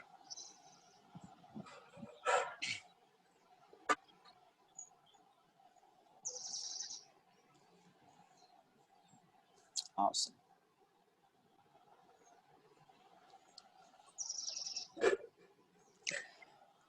ఫస్ట్ మహాజన్పద గురించి మాట్లాడుకుందాం. మొత్తం మహాజన్పదాలు ఎన్నన్నాము? 16 అన్నాం. ఎన్నన్నామమ్మా? 16 అన్నాం. 16 మహాజన్పదాస్ అన్నాం. 16 జన్పదాస్ లో ఫస్ట్ దాని గురించి అంగా గురించి మాట్లాడుకుందాం. జాగ్రత్తగా వినండి. క్వశ్చన్స్ మహాజన్పదాస్ నుంచి క్వశ్చన్స్ ఇప్పటి వరకు యూపీఎస్సీలో, ఇప్పుడు ప్రెజెంట్ డే వరకు యూపీఎస్సీలో ఎలా అడిగారు అంటే, ఆ మహాజన్పదాస్ ఇప్పుడు ఏ రీజియన్ లో ఉన్నాయి అని అడుగుతారండి. ప్రెజెంట్ డే లో ఏ రీజియన్ లో ఉన్నాయి, ఏ డిస్ట్రిక్ట్స్ లో ఉన్నాయి అని అడుగుతారు. సెకండ్ క్వశ్చన్, ఆ మహాజన్పదాస్ యొక్క క్యాపిటల్ ఏంటి అని అడుగుతారు, రాజధాని ఏంటి అని అడుగుతారు. థర్డ్ క్వశ్చన్, ఆ మహాజన్పద యొక్క ఇంపార్టెన్స్ ఏంటి, సిగ్నిఫికెన్స్ ఏంటి అని అడుగుతారు. క్వశ్చన్స్ ఎప్పుడు ఈ మూడింటి నుంచే వస్తాయి. ఓకేనా? ఏ మహాజన్పద అయినా, ఎనీ మహాజన్పద ఈ 3 థింగ్స్ నుంచే వస్తాయి. బట్ కాంపిటీషన్ పెరుగుతుంది, కాస్త డిఫికల్టీ లెవెల్ పెంచే అవకాశం ఉంది కాబట్టి కాస్త ఎక్కువగానే చెప్తున్నాను. జాగ్రత్తగా వినండి, మీకు క్లియర్ గా అర్థమైపోతుంది. ఓకేనా? చూడండి, జాగ్రత్తగా చూడండి. ఫస్ట్ ఇది అంగ. ఫస్ట్ ఫస్ట్ మహాజనపద ఏంటంటే అంగా. అది ప్రెజెంట్ ఎక్కడ ఉంది అంటే Bihar and west Bengal. Bihar and west బెంగాల్లో ఉండడం అనేది జరిగింది. ఇప్పుడు present Bihar and west Bengal ఏదైతే ఉందో ఆ వెస్ట్ బెంగాల్ మధ్యలో ఉందని చెప్పాను. క్యాపిటల్ ఏంటి అంటే చంపా. చంపా లేదా మాలిని. క్యాపిటల్ చంపా లేదా Malini. It finds mention in Atharvaveda and Mahabharat. Anga అనే దీని గురించి, అంగా అనే కింగ్డమ్ గురించి బోత్ అథర్వ వేదాల్లోని మహాభారత్ లోని మెన్షన్ చేయడం అనేది జరిగింది. మహాభారత కథలో ఏం చెప్పారు అంటే కింగ్ దుర్యోధనుడు ఎవరైతే ఉన్నారో దుర్యోధన, ఆయన తన ఫ్రెండ్ అయినటువంటి కర్ణకి ఈ అంగా అనే రాజ్యాన్ని గిఫ్ట్ గా ఇచ్చారు పరిపాలించుకోమని అని చెప్పి మహాభారత్ లో ఈ అంగా అనే రాజ్యం గురించి చెప్పడం అనేది జరుగుతుంది. అంగా అనే రాజ్యం ఎక్కడ ప్రెజెంట్ డే ఎక్కడుందమ్మా? బీహార్ అండ్ వెస్ట్ బెంగాల్లో ఉండడం అనేది జరిగింది. దాని క్యాపిటల్ ఏంటి అంటే చంపా లేదా Malini. Capital of Anga is Champa లేదా Malini. It finds mention in Atharvaveda and Mahabharat. Both అథర్వవేదలోని మహాభారత్ లోని అంగా గురించి ఇదవ్వడం అని జరిగింది. బట్ ఇంకా ఏం స్టోరీ అందుబాటులో ఉన్న స్టోరీ ఏదైతే ఉందో దీనికి అంగా అని పేరు ఎందుకు వచ్చింది అనే విషయం గురించి కూడా మాట్లాడారు. చూడండి, అంగా అనే పేరు దీనికి అంగా అనే ఒక రాజకుమారుడి పేరు మీద వచ్చిందండి, ఒక ప్రిన్స్ పేరు మీద వచ్చింది అని చెప్తున్నారు. ఎవరు అంగా అంటే దీని గురించి వెనక స్టోరీ చెప్తాను, జాగ్రత్తగా ఉండండి. సుతప అండ్ సుదేష్ణ అనే ఇద్దరు భార్య భర్తలు ఉన్నారు. Sutapa is a king of Anga region. ఈ రీజియన్ కి ముందు పేరు లేదు. ఆ రీజియన్ అనేవారు సుతప అనే ఆయన పరిపాలించడం అనేది జరుగుతూ ఉండేది. అతని భార్య ఎవరు? సుదేష్ణ. ఏళ్ల తరబడి వీళ్ళిద్దరికి పిల్లలు అనేవాళ్ళు పుట్టట్లేదు. పిల్లలనే పుట్టకపోతే వీళ్ళిద్దరూ కలిసి ఒక ఋషి దగ్గరికి వెళ్ళారండి, ఒక మహాముని దగ్గరికి వెళ్ళారు. ఆయన పేరు దిగ్ధమాస. దిగ్ధమాస ఆయన ఒక యజ్ఞం అనేది, ఒక యాగం అనేది చేయడం వల్ల, ఈ సుతప దిగ్ధమాస అనే యాగం చేయడం వల్ల ఈయనకి 5 పిల్లలు అనే వాళ్ళు పుట్టడం జరిగింది. 5 సన్స్ అనేవి పుట్టడం జరిగింది. అందులో మొదటి వాడు అంగా. ఇన్ని సంవత్సరాల తర్వాత, ఎంత వెయిట్ చేసిన తర్వాత వారసుడు పుట్టడం వల్ల ఆ మొదట పుట్టిన కొడుకు ఎవరైతే పుట్టారో ఆయన పేరు మీదే అంగా అనే తాలూకా రాజ్యానికి అంగా అనే పేరు పెట్టుకున్నారు అని చెప్పి చాలా బుక్స్ లో చెప్పడం అనేది జరుగుతుంది. Right, its boundaries may be extended to Bay of Bengal. ఈ అంగా అనే రాజ్యం ఏదైతే ఉందో అది బే ఆఫ్ బెంగాల్ కూడా టచ్ అయ్యే ఛాన్స్ ఉంది. ఇదిగోండి, ఇది అంగా ఉంది చూసారా? Let me explain. అంగా ఉంది చూసారా? దీని ఈ బార్డర్ బే ఆఫ్ ఇక్కడ వరకే ఉంది మామూలుగా. ఇది బే ఆఫ్ బెంగాల్ కూడా టచ్ అయి ఉండొచ్చు అని కొంతమంది హిస్టారియన్స్ అనే వాళ్ళు చెప్తున్నారు. దాంతో పాటు ఈ అంగా పీపుల్, అంగా దీనిలో ఎవరైతే పీపుల్ ఉన్నారో వాళ్ళు థాయిలాండ్ పీపుల్, థాయిలాండ్ ఏదైతే ఉందో వాళ్ళతో ట్రేడ్ రిలేషన్స్ కూడా వాళ్ళకు ఉండేవి. ప్రెసెంట్ డే థాయిలాండ్ ఏదైతే ఉందో వాళ్ళతో ట్రేడ్ రిలేషన్స్ ఉండేవి. థాయిలాండ్ ని ఏమని పిలుస్తారు అంటే సువర్ణ భూమి అని వేదిక్ టెక్స్ట్ లో పిలిచేవారు. వేదాల్లో థాయిలాండ్ గురించి మెన్షన్ చేయడం జరిగింది. ఆ థాయిలాండ్ ని ఏమని పిలుస్తున్నారమ్మా? సువర్ణ భూమి అని చెప్పి మెన్షన్ చేయడం అనేది జరుగుతుంది. రైట్, సువర్ణ భూమి అని మెన్షన్ చేయడం అనేది జరుగుతుంది. సువర్ణ భూమి వేరు, సువర్ణగిరి వేరు. సువర్ణగిరి ప్రెసెంట్ కర్ణాటకలో ఉంది. సువర్ణ భూమి అనేది వేదిక్ టెక్స్ట్ లో థాయిలాండ్ కి పెట్టింది పేరు. పర్ఫెక్ట్. ఇంపార్టెంట్ సిటీస్ ఏంటి అంటే ఆషాపూర్ అండ్ బద్రిక. ఈ 2 సిటీస్ ట్రేడ్ రిలేషన్స్, ట్రేడ్ ఇవి చేయడంలో చాలా ఇంపార్టెంట్ రోల్ ఇది చేసేయండి. ముఖ్యంగా పోస్టల్ బీస్ ఏవైతే ఉన్నాయో వాటి తయారీలో చాలా చాలా ఇంపార్టెంట్ రోల్ ఈ 2 ఆషాపూర్ అండ్ బద్రిక, చాలా ఈ 2 అనేవి చాలా ఇంపార్టెంట్ రోల్ ప్లే చేశాయి అని చెప్తున్నారు. దాంతో పాటు మనం గౌతమ బుద్ధ గురించి నేర్చుకున్నాం. గౌతమ బుద్ధ గురించి కంప్లీట్ గా తెలుసుకున్నాం. గౌతమ బుద్ధ డెలివర్డ్ ఈ సెర్మన్స్ ఎట్ ఆషాపూర్. గౌతమ బుద్ధ యొక్క many sermons, first sermon Gautama Buddha ఎక్కడ డెలివర్ చేశారు? సారనాథ్ లో, వారణాసిలో డెలివర్ చేశారు. రైట్, వారణాసి దగ్గర. బుద్ధ అన్నమాట తన లక్షల ఉపన్యాసాలు, తన వేల ఉపన్యాసాల్లో చాలా ఉపన్యాసాలు ఆషాపూర్ లో డెలివర్ చేయడం అనేది జరిగింది. సో ఆషాపూర్ ఈజ్ ఒక సాక్రెడ్ ప్లేస్ కూడా, బుద్ధిస్ట్ కి ఒక ఇంపార్టెంట్ ప్లేస్ కూడా అని చెప్పి చెప్తున్నారు.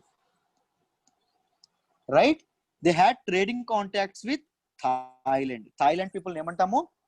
సువర్ణ భూమి అని అంటారు. వేదిక్ టెక్స్ట్ లో సువర్ణ భూమి, పీపుల్ కాదు, థాయిలాండ్ ల్యాండ్, థాయిలాండ్ టెరిటరీని సువర్ణ భూమి అని అనడం అనేది జరిగింది. చెప్పండి, ఫస్ట్ మహాజనపద ఏంటమ్మా? అంగా. అంగా, అంగాస్ కాదు, అంగా. అంగా అంగా అంగా అనేది ఇప్పుడు ఎక్కడ ఉంది అంటే బీహార్ కి వెస్ట్ బెంగాల్ కి మధ్యలో ఉంది. క్యాపిటల్ ఏంటి అంటే చెంప లేదా మాలిని. చెంప లేదా మాలిని. దేనిలో మెన్షన్ చేశారు అంటే అథర్వవేద అండ్ మహాభారత, ఈ రెండిట్లో మెన్షన్ చేశారు. మహాభారత ఏం చెప్తుంది అంటే కర్ణుడు ఎవరైతే ఉన్నారో దుర్యోధనుడు కర్ణుడికి అంగాన్ని దానం చేసి అంగాన్ని గిఫ్ట్ గా ఇచ్చాడు. నువ్వు ఏలుకో నా ఫ్రెండ్, నా స్నేహితుడు, నువ్వు ఏలుకో అని చెప్పడం అనేది జరిగింది అని చెప్పడం అనేది జరిగింది. దాంతో పాటు అంగాకి ఏ ప్రిన్స్ వల్ల నేమ్ ఏ ప్రిన్స్ వల్ల రావడం అనేది జరిగింది, ప్రిన్స్ అంగా అనే వాటి పేరు మీద జరిగింది. ఎవరి కొడుకు అయినా సుతాప అండ్ సుదేష్ణ యొక్క కొడుకు. ఓకేనా. Its boundaries may be extend to Bay of Bengal. Trade relations ఎవరితో ఉండేవి అంగా పీపుల్ కి? థాయిలాండ్. ప్రెజెంట్ డే థాయిలాండ్ ఏమంటామమ్మా వేదిక టెక్స్ట్ లో ఏమని పిలిచేవాళ్ళు? సువర్ణ భూమి అని పిలిచేవాళ్ళు. లోకేష్ ఇప్పుడు అది ఎందుకు వచ్చింది సార్? ఇప్పుడు ఇక్కడ బుద్ధ డెలివరీ హ్యాజెస్ ఎవరైనా ప్రబోధాలు ఇచ్చారని చెప్పారు కదా సార్ అంగాస్లోనే. ఓకే, అంటే ఈ టైం పీరియడ్ లో ఉన్నాడా, అప్పటికి బ్రతికి ఉన్నాడా లేదా తెలుసుకున్నాను. ఉపన్యాసాలు ఇచ్చారంటే బతికే ఉన్నారు కదా. బతికే ఉన్నారు సార్, కానీ ఇది ఆఫ్టర్ దట్ వచ్చిందని చెప్పారు కదా సార్, లేటరల్ సివిలైజేషన్ అని. అప్పటికి లేటర్ వేదిక్ సివిలైజేషన్ తర్వాతే కదా బుద్ధుడు పుట్టాడు. బుద్ధుడు ఎప్పుడు పుట్టారు? 5th century BC లో పుట్టారు. లేటర్ వేదిక్ సివిలైజేషన్ ఎప్పటి వరకు ఉండేది? 6th century BC వరకు ఉండేది. Right, okay, perfect.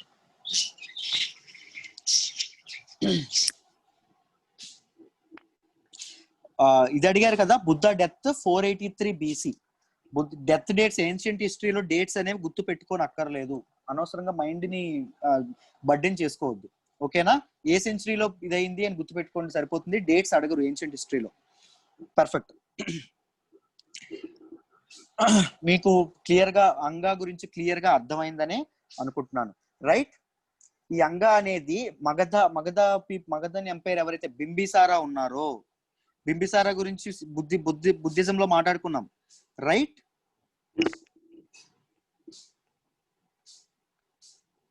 బింబిసారా ఎవరైతే ఉన్నారో, బింబిసారా అని ఆయన ఈ అంగాన్ అనేటువంటి దాన్ని ఇన్వేడ్ చేసి అంగాన్ అనేది తన రాజ్యంలో కలుపుకోవడం అనేది జరిగింది. కింగ్డమ్ అంగాని ఇన్వేడ్ చేసింది ఎవరు, దాన్ని అటాక్ చేసింది ఎవరు అంటే ఏం చెప్పాలి? బింబిసారా.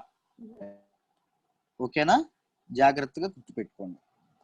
ఐ హోప్ అంగరాజ్యం గురించి, అంగా కింగ్డమ్ గురించి అందరికీ అర్థమైందనే అనుకుంటున్నాను. సో లైట్ ఎలా అడుగుతారు క్వశ్చన్స్, ఎలా అడుగుతారు యూపీఎస్సీలో క్వశ్చన్స్ ఎలా అడుగుతారు?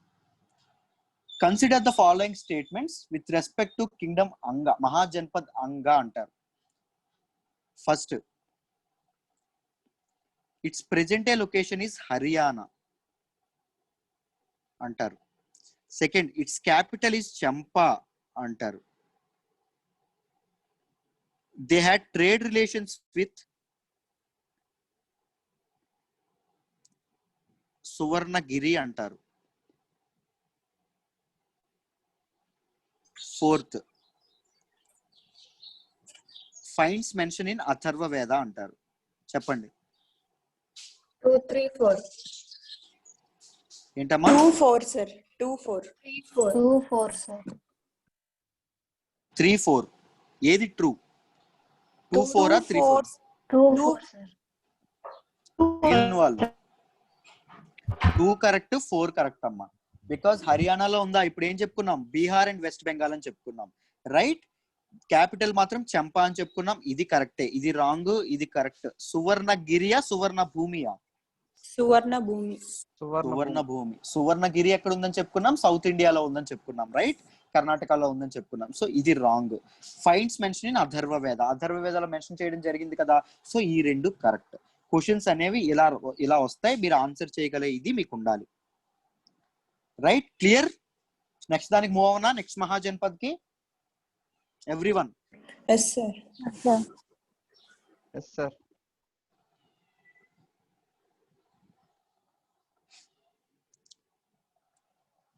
చూడండి, జాగ్రత్తగా గమనించండి. Second one is Vatsa. First one Anga అయింది, సెకండ్ వన్ అనేది వత్స. ఓకేనా? ఇది ఎక్కడ ఉంది అంటే మోడర్న్ డే యూపీలో ఉంది, ఈస్టర్న్ యూపీ దగ్గర ఉంది, అంటే బీహార్ కి యూపీకి మధ్యలో ఉందన్నమాట. ఈస్టర్న్ యూపీ ఏదైతే ఉందో అక్కడ ఉంది. ఇక్కడ ఒక చిన్న ట్రిక్ చెప్తాను చూడండి. మీరు మహాజనపదాస్ చదివేటప్పుడు modern day present day location అనేది తప్పకుండా చదువుకోవాలి, కన్ఫామ్ గా పక్కాగా గుర్తు పెట్టుకోవాలి, దానిలో డౌటే లేదు 100%. ఒకవేళ ఎగ్జామ్కి వెళ్ళేటప్పుడు మీకు అది గుర్తు రాలేదు అనుకోండి, దురదృష్టవశాత్తు ఏదో సంథింగ్ అయింది, మీకు కరెక్ట్ గా ఇది రీకాల్ చేసుకోలేకపోతున్నారు, ఆ టైంలో మీకు ఉత్తరప్రదేశ్ కానీ బీహార్ కానీ కనిపిస్తే పెట్టండి అమ్మా. ఎందుకంటే 16 మహాజనపదాస్ లో 11 మహాజనపదాస్ అనేవి యూపీలోనే ఉంటాయి, యూపీ అండ్ బీహార్ మధ్యలోనే ఉంటాయి. ఓకేనా, మిగిలిన 5 ఏవైతే ఉన్నాయో అవి వేరే లొకేషన్ లో ఉండడం అనేది జరుగుతుంది. బట్ క్వశ్చన్ అనేది అటెంప్ట్ చేయాలి అని తప్పకుండా అనుకుంటే మీరు కన్ఫామ్ గా యూపీ అండ్ బీహార్ అనేది పెట్టండి, మోర్ ఛాన్సెస్, రైట్ అయ్యే ఛాన్సెస్ ఎక్కువ ఉంటాయి. ఓకేనా, చూడండి. వత్స రెండవ కింగ్డమ్ అనేది వత్స. ఈ వత్స అనేది ఎక్కడ ప్రెసెంట్ డే లో ఎక్కడ ఉంది అంటే ఉత్తరప్రదేశ్ లో ఉంది, ఈస్టర్న్ యూపీలో ఉండడం అనేది జరిగిందమ్మా. Its capital is Kaushambi. Capital of Anga ఏంటమ్మా? Malini or Champa. Malini or Champa. Capital Vatsa capital ఏంటి అంటే కౌశాంబి. కౌశాంబి అనే పేరు ఎందుకు వచ్చింది అంటే కౌశాంబి అనే సిటీలో కౌశం ట్రీస్ అనేవి ఎక్కువగా ఉంటాయి. కౌశం ట్రీస్ అంటే యూకలిప్టస్ ట్రీస్. ఓకేనా, మనకి ఏదైతే మూలికలతో ఏవైతే అంటే హెల్త్ దీని ప్రకారంగా ఉపయోగపడే ట్రీస్ ఏవైతే ఉంటాయో వాటిని కౌశం ట్రీస్ అంటారు. They are preferably eucalyptus trees అని ఎక్కువ బుక్స్ లో ఉంచడం అనేది జరిగింది. సో కౌశాంబిలో ఎక్కువ కౌశం ట్రీస్ ఉంటాయి కాబట్టి దాన్ని కౌశాంబి అని పిలవడం అనేది జరిగింది. They are offshoot of Kuru వంశాస్. ఆఫ్ షూట్ అంటే ఏంటి చెప్పండి?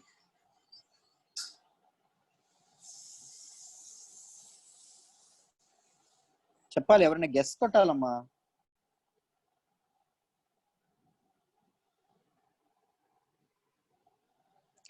అంగి ఏ బ్రాంచ్. కురు వంశులు, కురు రాజ్యం ఏదైతే ఉందో వాళ్ళకి ఇది ఒక బ్రాంచ్ లాంటిది వత్స అనేది. Udayan was most important ruler of Vatsa. ఈ ఉదాయనుడు అనే ఆయన ఎవరైతే ఉన్నారో ఆయన వత్స కింగ్డమ్ కి చాలా వెరీ వెరీ ఇంపార్టెంట్ రూలర్ అండి. ఓకేనా, చాలా చాలా ఇంపార్టెంట్ రూలర్. ఆయన గురించి కూడా నేను ఎక్స్ప్లెయిన్ చేస్తాను, ఒక కథలా నేర్చుకుందాం, జాగ్రత్తగా వినండి. ఫస్ట్ ఆఫ్ షూట్ ఆఫ్ కురు వంశ అన్నాం కదా, దాని గురించి ఎక్స్ప్లెయిన్ చేస్తాను చూడండి. కురూస్ ఎవరైతే ఉన్నారో this is a tribe. Kuru is a tribe. ఓకేనా, మనకి మహాభారతంలో కూడా వీళ్ళ గురించి మెన్షన్ చేయడం అనేది జరిగింది. ఈ కురూస్ ఎవరైతే ఉన్నారో వాళ్ళది అనేది 2 పార్ట్స్ గా వాళ్ళ కింగ్డమ్ అనేది 2 పార్ట్స్ గా డివైడ్ చేయడం అనేది జరిగింది. ఒకటి అప్పర్ ద్వార్, 2 లోవర్ ద్వార్. అప్పర్ ద్వార్ అంటే ప్రస్తుతం ఉన్న ఢిల్లీ హర్యానా ఏరియా, లోవర్ ద్వార్ ఏంటి అంటే ఈస్టర్న్ యూపీ. ఓకేనా, eastern UP. Haryana Delhi upper ద్వార్ ఏదైతే ఉందో దానికి క్యాపిటల్ హస్తినాపురము. హస్తినాపూర్ అనేది క్యాపిటల్ అండి. దానికి ఏమైందంటే ఫ్లడ్ తో అది డిస్ట్రాయ్ అవ్వడం అనేది జరిగింది. ఒక వరదలు వచ్చి ఈ హస్తినాపూర్ అనేది పూర్తిగా మునిగిపోవడం అనేది జరిగింది. అప్పుడు కింగ్ నికాసు అని ఆయన ఎవరైతే ఉన్నారో, కురూస్ కి సంబంధించిన నికాసు అని ఆయన ఎవరైతే ఉన్నారో ఆయన తన క్యాపిటల్ హస్తినాపురం నుంచి కౌశాంబికి మార్చడం అనేది జరిగిందమ్మా. కౌశాంబికి రాచడం అనేది జరిగింది. ఇప్పుడు అక్కడ ఏదైతే హస్తినాపూర్ లో వరదలు తగ్గాయి, తిరిగి హస్తినాపురంకి వెళ్లే టైంలో ఈ నికాసు ఎవరైతే ఉన్నారో వేరొక ఆయనకి గొడవ అనేది స్టార్ట్ అయింది. ఎవరైతే వత్స కింగ్డమ్ కి సంబంధించిన వాళ్ళు ఎవరైతే ఉన్నారో, అది వత్స ట్రైబ్ కి సంబంధించిన వాళ్ళు, వాళ్ళిద్దరికి గొడవ అనేది స్టార్ట్ అయింది. గొడవ అనేది స్టార్ట్ అయితే వాళ్ళిద్దరు ఏమనుకున్నారంటే మన ఇద్దరం గొడవ పడితే బయట వాళ్ళు ఎవరో వచ్చి మన రాజ్యాన్ని ఆక్రమించేస్తారు, సో మనం ఒక సెటిల్మెంట్ చేసుకుందాం, మనం కంప్లీట్ గా డివైడ్ అయిపోదాం. కురు మీది ఒక మహాజనపద, మీరు తీసుకోండి, వత్స అనే మహాజనపదలో నేను పరిపాలించుకుంటాను అని చెప్పడం అనేది జరిగిందమ్మా. ఆ వత్స అనే దానికి ఎవరు రూలర్ గా ఉన్నారు అంటే ఉదాయన్ అనే ఆయన రూలర్ గా ఉండడం అనేది జరిగింది. ఓకేనా, ఈ ఉదాయన్ గురించి కాస్త తెలుసుకోండి. He is interested in taming elephant. జాగ్రత్తగా ఉండండి. టేమింగ్ ఎలిఫెంట్ అంటే మదంతో రెచ్చిపోయే ఎలిఫెంట్స్ ఉంటాయి కదా, ఏనుగులు ఉంటాయి కదా, ఇప్పుడు పిచ్చెక్కిపోయే ఏనుగులు ఉంటాయి, ఆ ఏనుగులు కూల్ చేయడం అనేది ఇదన్నమాట.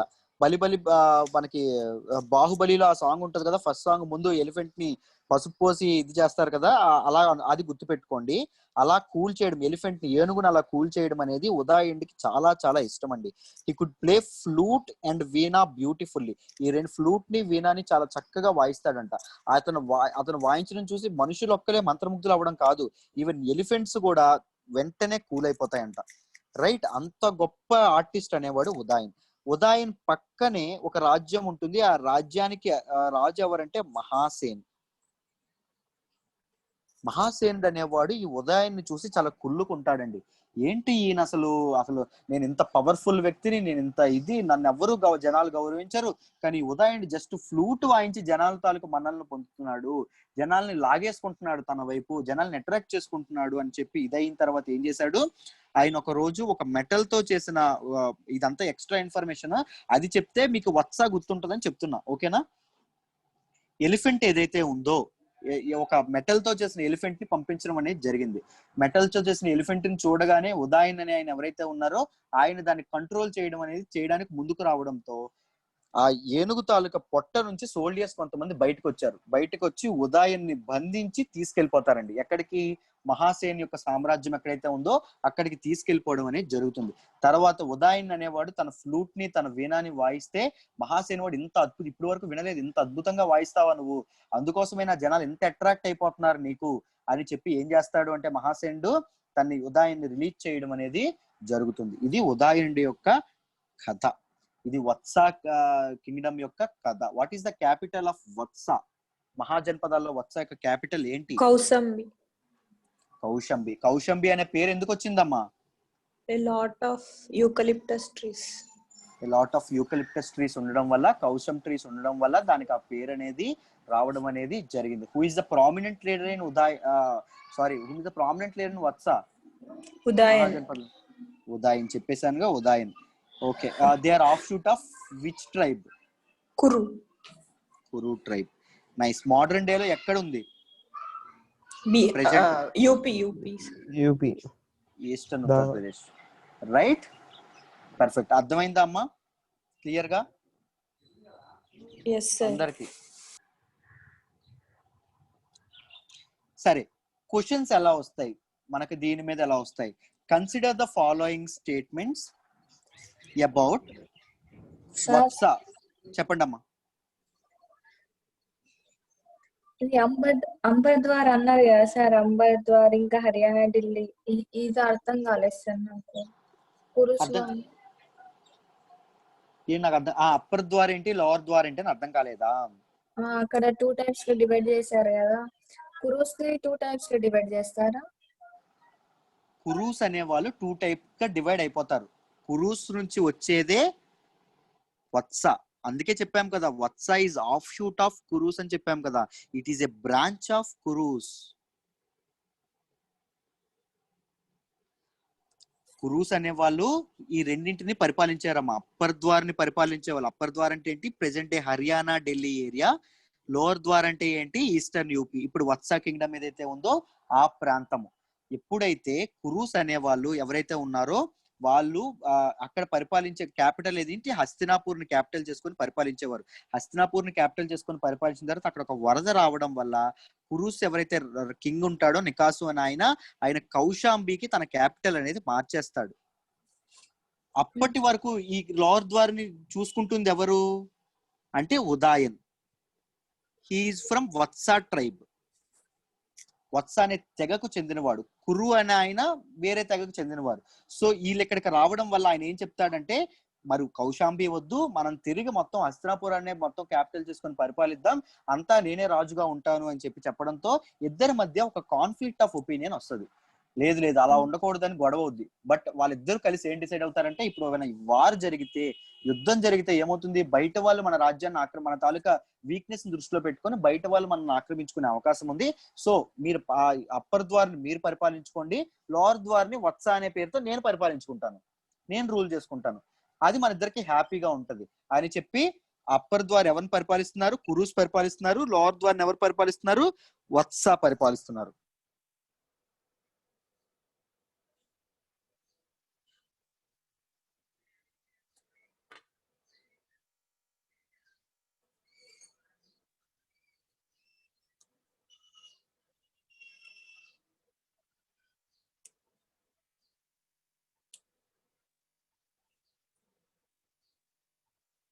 సార్ మీ వాయిస్ రావడం లేదు.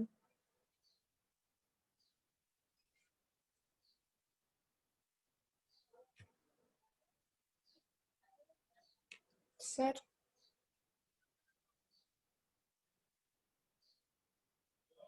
సార్ మీ వాయిస్ రావడం లేదు.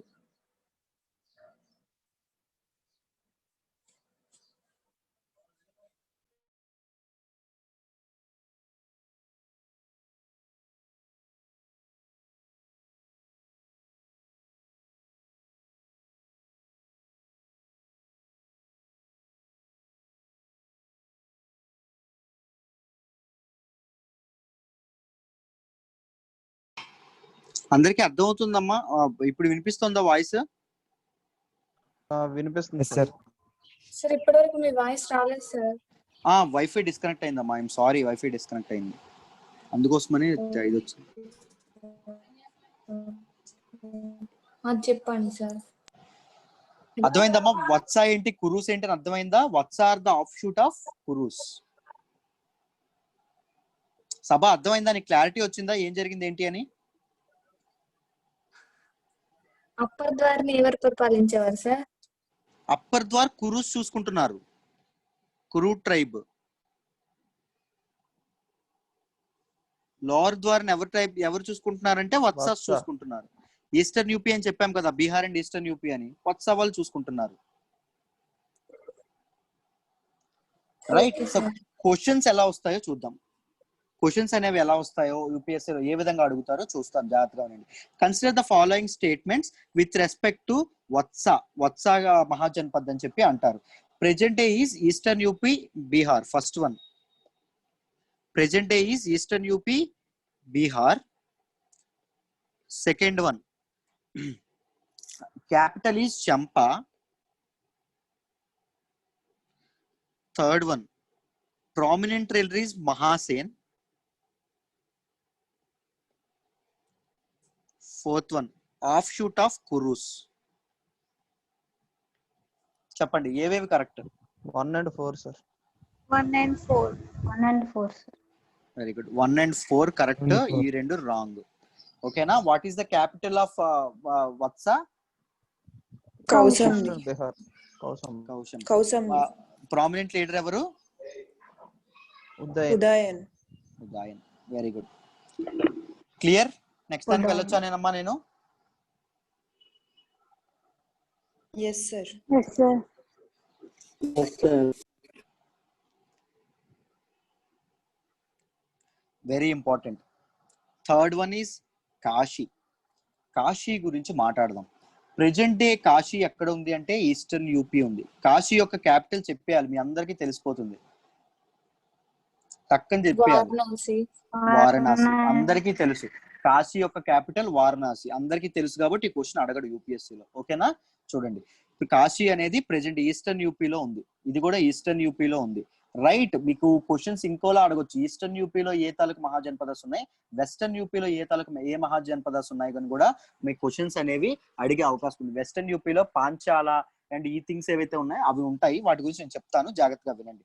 వారణాసి అనే పదము వరుణ ప్లస్ అసి అనే రెండు రివర్స్ ఏవైతే ఉన్నాయో అవి మీట్ అయ్యే ప్రాంతం కాబట్టి దాన్ని వారణాసి అన్నామని చెప్పి వేదిక్ టెక్స్ట్ లో చెప్తున్నారండి. వరుణ ప్లస్ అసి. కాశీ అనే పదం దేని నుంచి వచ్చిందంటే కాష అనే పదం నుంచి వచ్చింది. కాష అంటే ఏంటి అంటే షైన్ అని అర్థము, వెలుగు అని అర్థము, మెరుపు అని అర్థము. ఓకేనా? జ్వలించేది అని అర్థము. కాశీ అనేది ఎప్పుడు జ్వలించేది. కాశీ గురించి ఒక అద్భుతమైన కోట్ ఉంటది, బతకడం ప్రపంచ వ్యాప్తంగా బతుకుతారు కానీ చావు మాత్రం కాశీకే, చచ్చిపోయిన తర్వాత కాశీకే వస్తాడు ప్రతి ఒక్కడు. ఒకప్పుడు అలాగే ఉండేది, బతుకనేది ఇచ్చిన తర్వాత కాశీకి తిరుగు ప్రయాణం అనేది చేసేవాళ్ళు. Kashi is very very sacred place considering Hinduism కి సంబంధించిన ఒక పవిత్రమైనటువంటి స్థలము కాశీ. రైట్. చూడండి, చాలా మంది మునులు ఋషులు కూడా చెప్తారు, బతికినంత కాలం ఎలా బతికినా గంగా నది ఒడ్డున ఉన్న ఇసుక తిండిల మీద అలా పడుకుని చచ్చిపోతే ఎంత హాయిగా ఉంటది, అంతకంటే పవిత్రమైన మరణం అయితే ఉంటుందా అని చెప్పి కూడా చెప్పడం అనేది జరుగుతుంది. కాశీ గురించి స్టేట్మెంట్స్ కూడా చాలా చాలా ఉన్నాయి. I use to read this kind of things అండి. నేను ఎక్కువ ఇలా చదవాలనుకుంటాను బికాస్ నాకు మిగిలిన ఫ్యాక్ట్స్ కూడా గుర్తుంటాయి కాబట్టి. సో అవే చెప్పాలనుకుంటున్నాను. అవి ఎగ్జామ్స్ లో వస్తాయంటే రావు. నేను చెప్పేది మీకు గుర్తుంటే మీకు ఈ రిమైనింగ్ థింగ్స్ అనే వారణాసి అని ఏమంటారు, కాశా అని ఎందుకు అంటారు, ఈ పదాలు గుర్తుంటాయి. సో నేను అందుకోసం అని చెప్తున్నాను. ఓకేనా? చూడండి, most powerful Mahajanapadas among the 16 Mahajanapadas before the birth of Buddha. బుద్ధుడు పుట్టక ముందు, మన బుద్ధ ఎవరైతే ఉన్నారో ఆయన జన్మించక ముందు 16 మహాజన్పదాల్లోకెల్లా, షోడశ మహాజన్పదాస్లోకెల్లా, 16 మహాజన్పదాస్లోకెల్లా మోస్ట్ పవర్ఫుల్ కాశీ అండి. బుద్ధుడు పుట్టిన తర్వాత ఏంటో గెస్ చేయగలరా ఎవరైనా? అంగా సార్. అంగా సార్ కాదు. ఇంకా క్వశ్చన్ మళ్ళీ అడగండి సార్. బుద్ధుడు పుట్టక ముందు, గౌతమ బుద్ధుడు జన్మించక ముందు కాశీ అనేది 16 మహాజనపదాస్లోకెల్లా very very powerful one, most powerful one. బుద్ధుడు పుట్టిన తర్వాత ఏది పవర్ఫుల్ అయింది చెప్పగలరా? తర్వాత పవర్ఫుల్ అయింది ఏది ఉంది? ఎవరైతే మగధ, వెరీ గుడ్, మగధ ఎవరు పరిపాలించారంటే కింగ్ బింబిసార్ గురించి మీకు తెలిసే ఉంటుంది, right? King Bimbisara is from Haryank vansh. ఓకేనా? మగధ ఈజ్ ఏ కింగ్డమ్, రాజ్యము. వంశం ఏంటి బింబిసారుడిది? హర్యాంక వంశం. ఓకేనా? ఇది కూడా యూపీఎస్సీలో ఒకసారి అడిగాడు. రన్నింగ్ నోట్స్ రాసే వాళ్ళు ఎవరైతే ఉంటే రాయండి. ఓకేనా? చూడండి, కాశీకి మోస్ట్ ప్రామినెంట్ ఎనిమీస్ అనేవాళ్ళు ఈ నాలుగింటి మధ్య ఎప్పుడు శత్రుత్వం నడుస్తూనే ఉండేదండి. 1 కోశల, 2 అంగ, 3 మగధ. ఈ 4 వెరీ వెరీ పవర్ఫుల్ అన్నమాట. లాస్ట్ కి 16 మహాజనపదాస్ ఎండ్ అయినప్పటికీ కూడా లాస్ట్ కి మిగిలి ఉన్నవి కూడా ఈ 4. ఓకేనా? ఈ 4గింటి మధ్య ఇప్పుడు గొడవ అవుతూనే ఉండేది, రైట్? కాశీకి వెరీ వెరీ ఇంపార్టెంట్ అజాత శత్రువుని ఎవరంటారు? వెరీ అది దారుణమైన శత్రువులు కోసల, అంగ, మగధ. ఓకేనా? బింబిసారుని కుమారుడు ఎవరని చెప్పామమ్మా? సన్ ఎవరని చెప్పాము? నిన్న చెప్పుకున్నాం.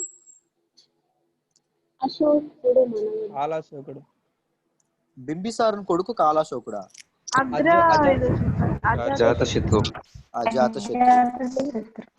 అజాతశత్రు. ఈ patronage first Buddhist council. Revision చేస్తూ ఉండాలి, గుర్తుపెట్టుకోండి. చైనీస్ ట్రావెలర్ అయినటువంటి హ్యాన్ సాంగ్ కూడా ఈ కింగ్డమ్ ని, ఏదైతే కాశీ కింగ్డమ్ ని, వారణాసిని సందర్శించడం అనేది జరిగింది. వారణాసిని సందర్శించడం జరిగి ఇంత గొప్ప పవిత్ర స్థలాన్ని నేను చూడలేదు, ఒక అద్భుతమైన పవిత్ర స్థలము అని చెప్పడం జరిగింది. ఆయన స్టేట్మెంట్ రాయడం వల్ల హిస్టారియన్స్ ఏమనుకుంటున్నారంటే హ్యాన్ సాంగ్ ఎవరైతే ఉన్నారో ఆయన కూడా ఈ వారణాసిని, ఈ కాశీ అనే ఏదైతే కింగ్డమ్ ఉందో దాన్ని ఇది చేయడం అనేది జరగడం అనేది జరిగింది. దాంతో పాటు చూడండి, వారణాసి అనేది ఒక సెంటర్ పాయింట్ అండి ట్రేడ్ కి. వారణాసి అనేది మధ్యలో ఉండేది. ఈ చివర ఏముండేవి అంటే మగధ ఎంపైర్,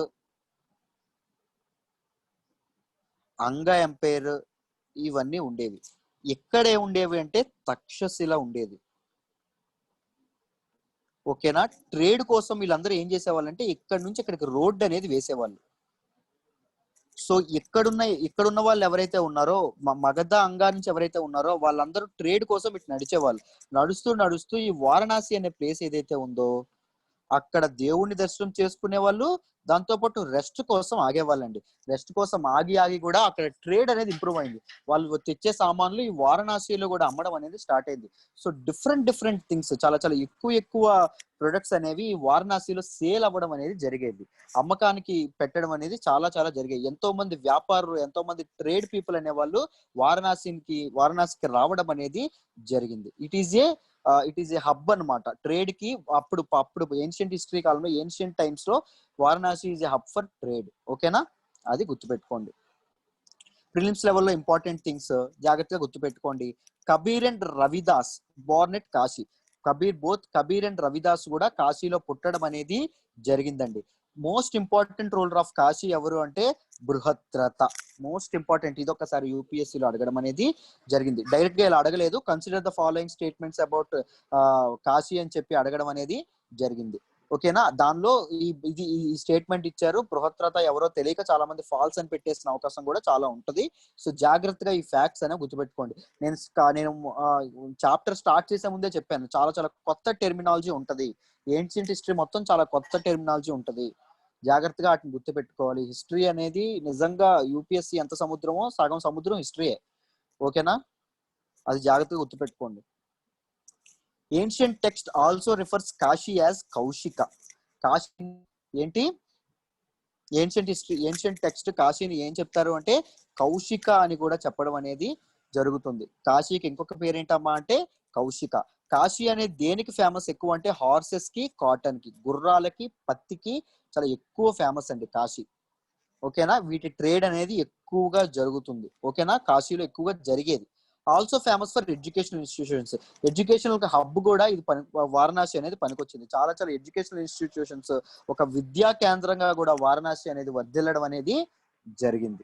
ఎందుకంటే ఎప్పుడైతే హిందూయిజం తాలూకా పునాదులు ఎప్పుడైతే ఈ సిటీలో ఎక్కువ స్ట్రాంగ్ గా ఉన్నాయో అక్కడ వేదిక్ ఎడ్యుకేషన్ అనేది ఎక్కువగా స్టార్ట్ అయింది. వేదాలు ఎక్కువగా వెల్లివేయడం అనేది జరగడం అనేది జరిగింది. ఎక్కడ అంటే వారణాసిలో. So it is also very famous for educational institutions. ఒక విద్యా కేంద్రంగా వెలుగొందడం కూడా జరిగింది.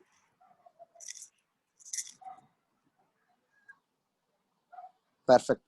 క్లియర్ అమ్మా అందరికి?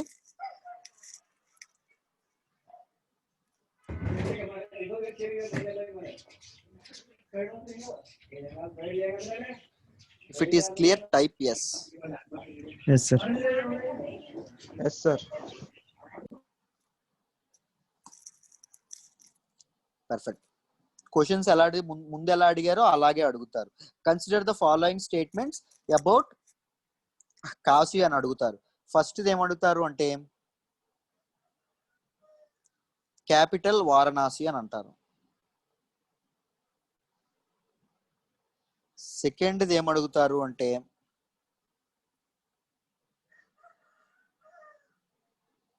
ఫేమస్ ఫర్ హార్సెస్ అంటారు. హార్సెస్ అండ్ కాటన్ అంటారు. థర్డ్ ఎవరు ఏమంటారు అంటే ఎనదర్ నేమ్ కౌశిక అంటారు అని చెప్పి అంటారు. ఓకేనా. ఫోర్త్ నేమ్ కాశీ అంటే మీనింగ్ షైన్ అని చెప్పి అంటారు. చెప్పండి, which of the following statements are correct? All are correct, sir. All are correct. Right? అన్ని స్టేట్మెంట్స్ కరెక్ట్. ఇలా క్వశ్చన్స్ అడుగుతారు, ఆన్సర్ ఇలా చేయగలగాలి. పర్ఫెక్ట్. అందరికీ అర్థమైందని అనుకుంటున్నాను. I will move to the next మహాజనపద్.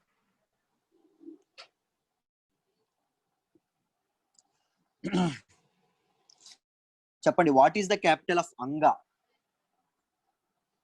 Champa. Malini. Malini. Second Anga. Vatsa. What is the capital of Vatsa?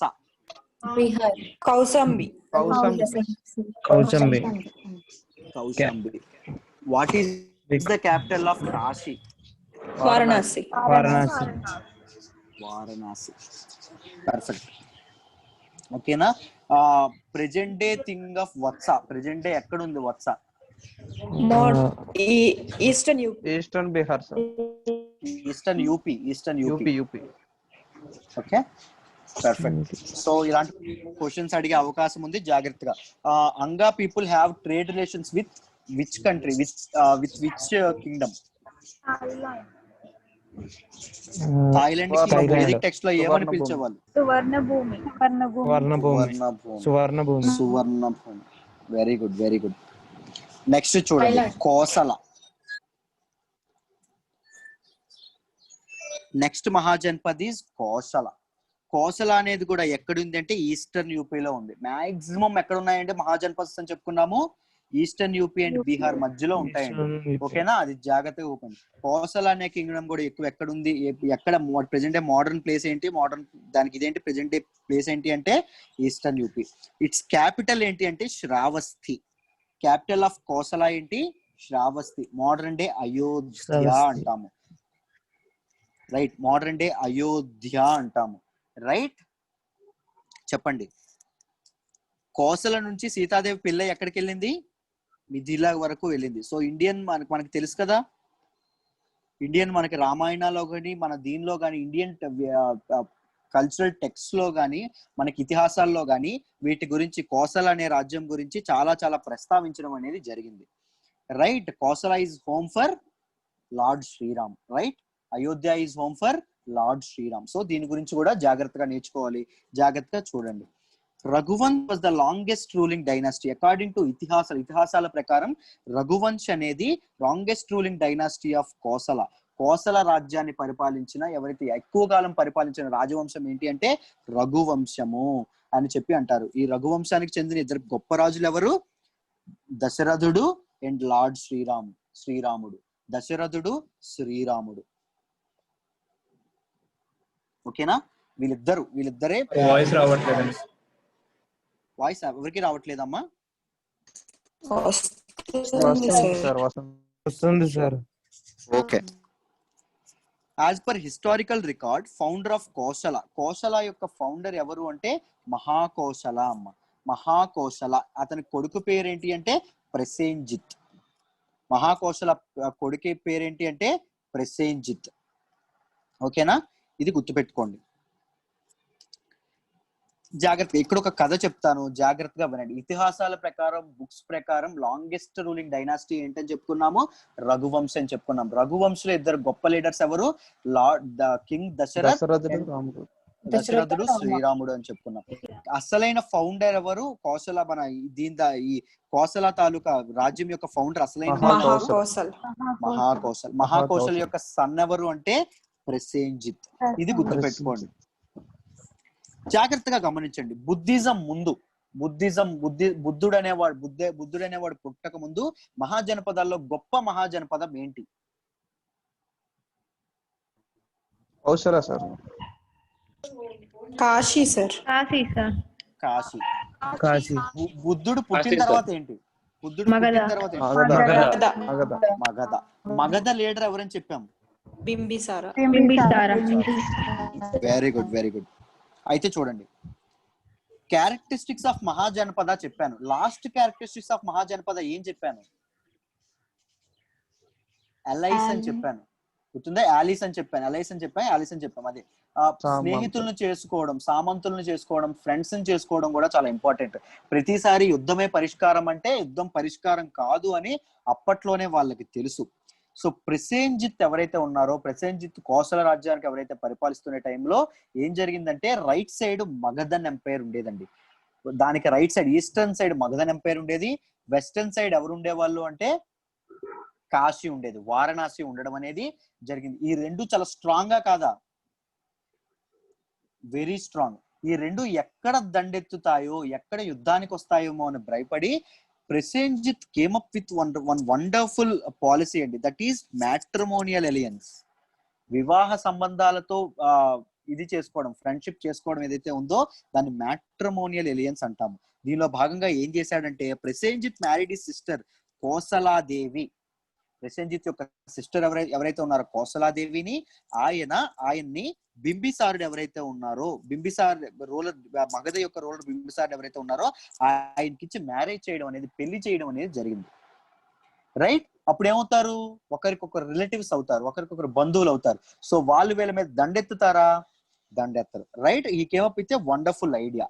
And Prasenjit married విశ్వవఖత్తయ్య అనే ఒక ఆవిడ్ని. అంటే ఈవిడ ఎక్కడంటే, ఈవిడ సెంట్రల్ పార్ట్ ఆఫ్, అంటే చెప్తాను చూడండి, క్లియర్ గా వేస్తాను.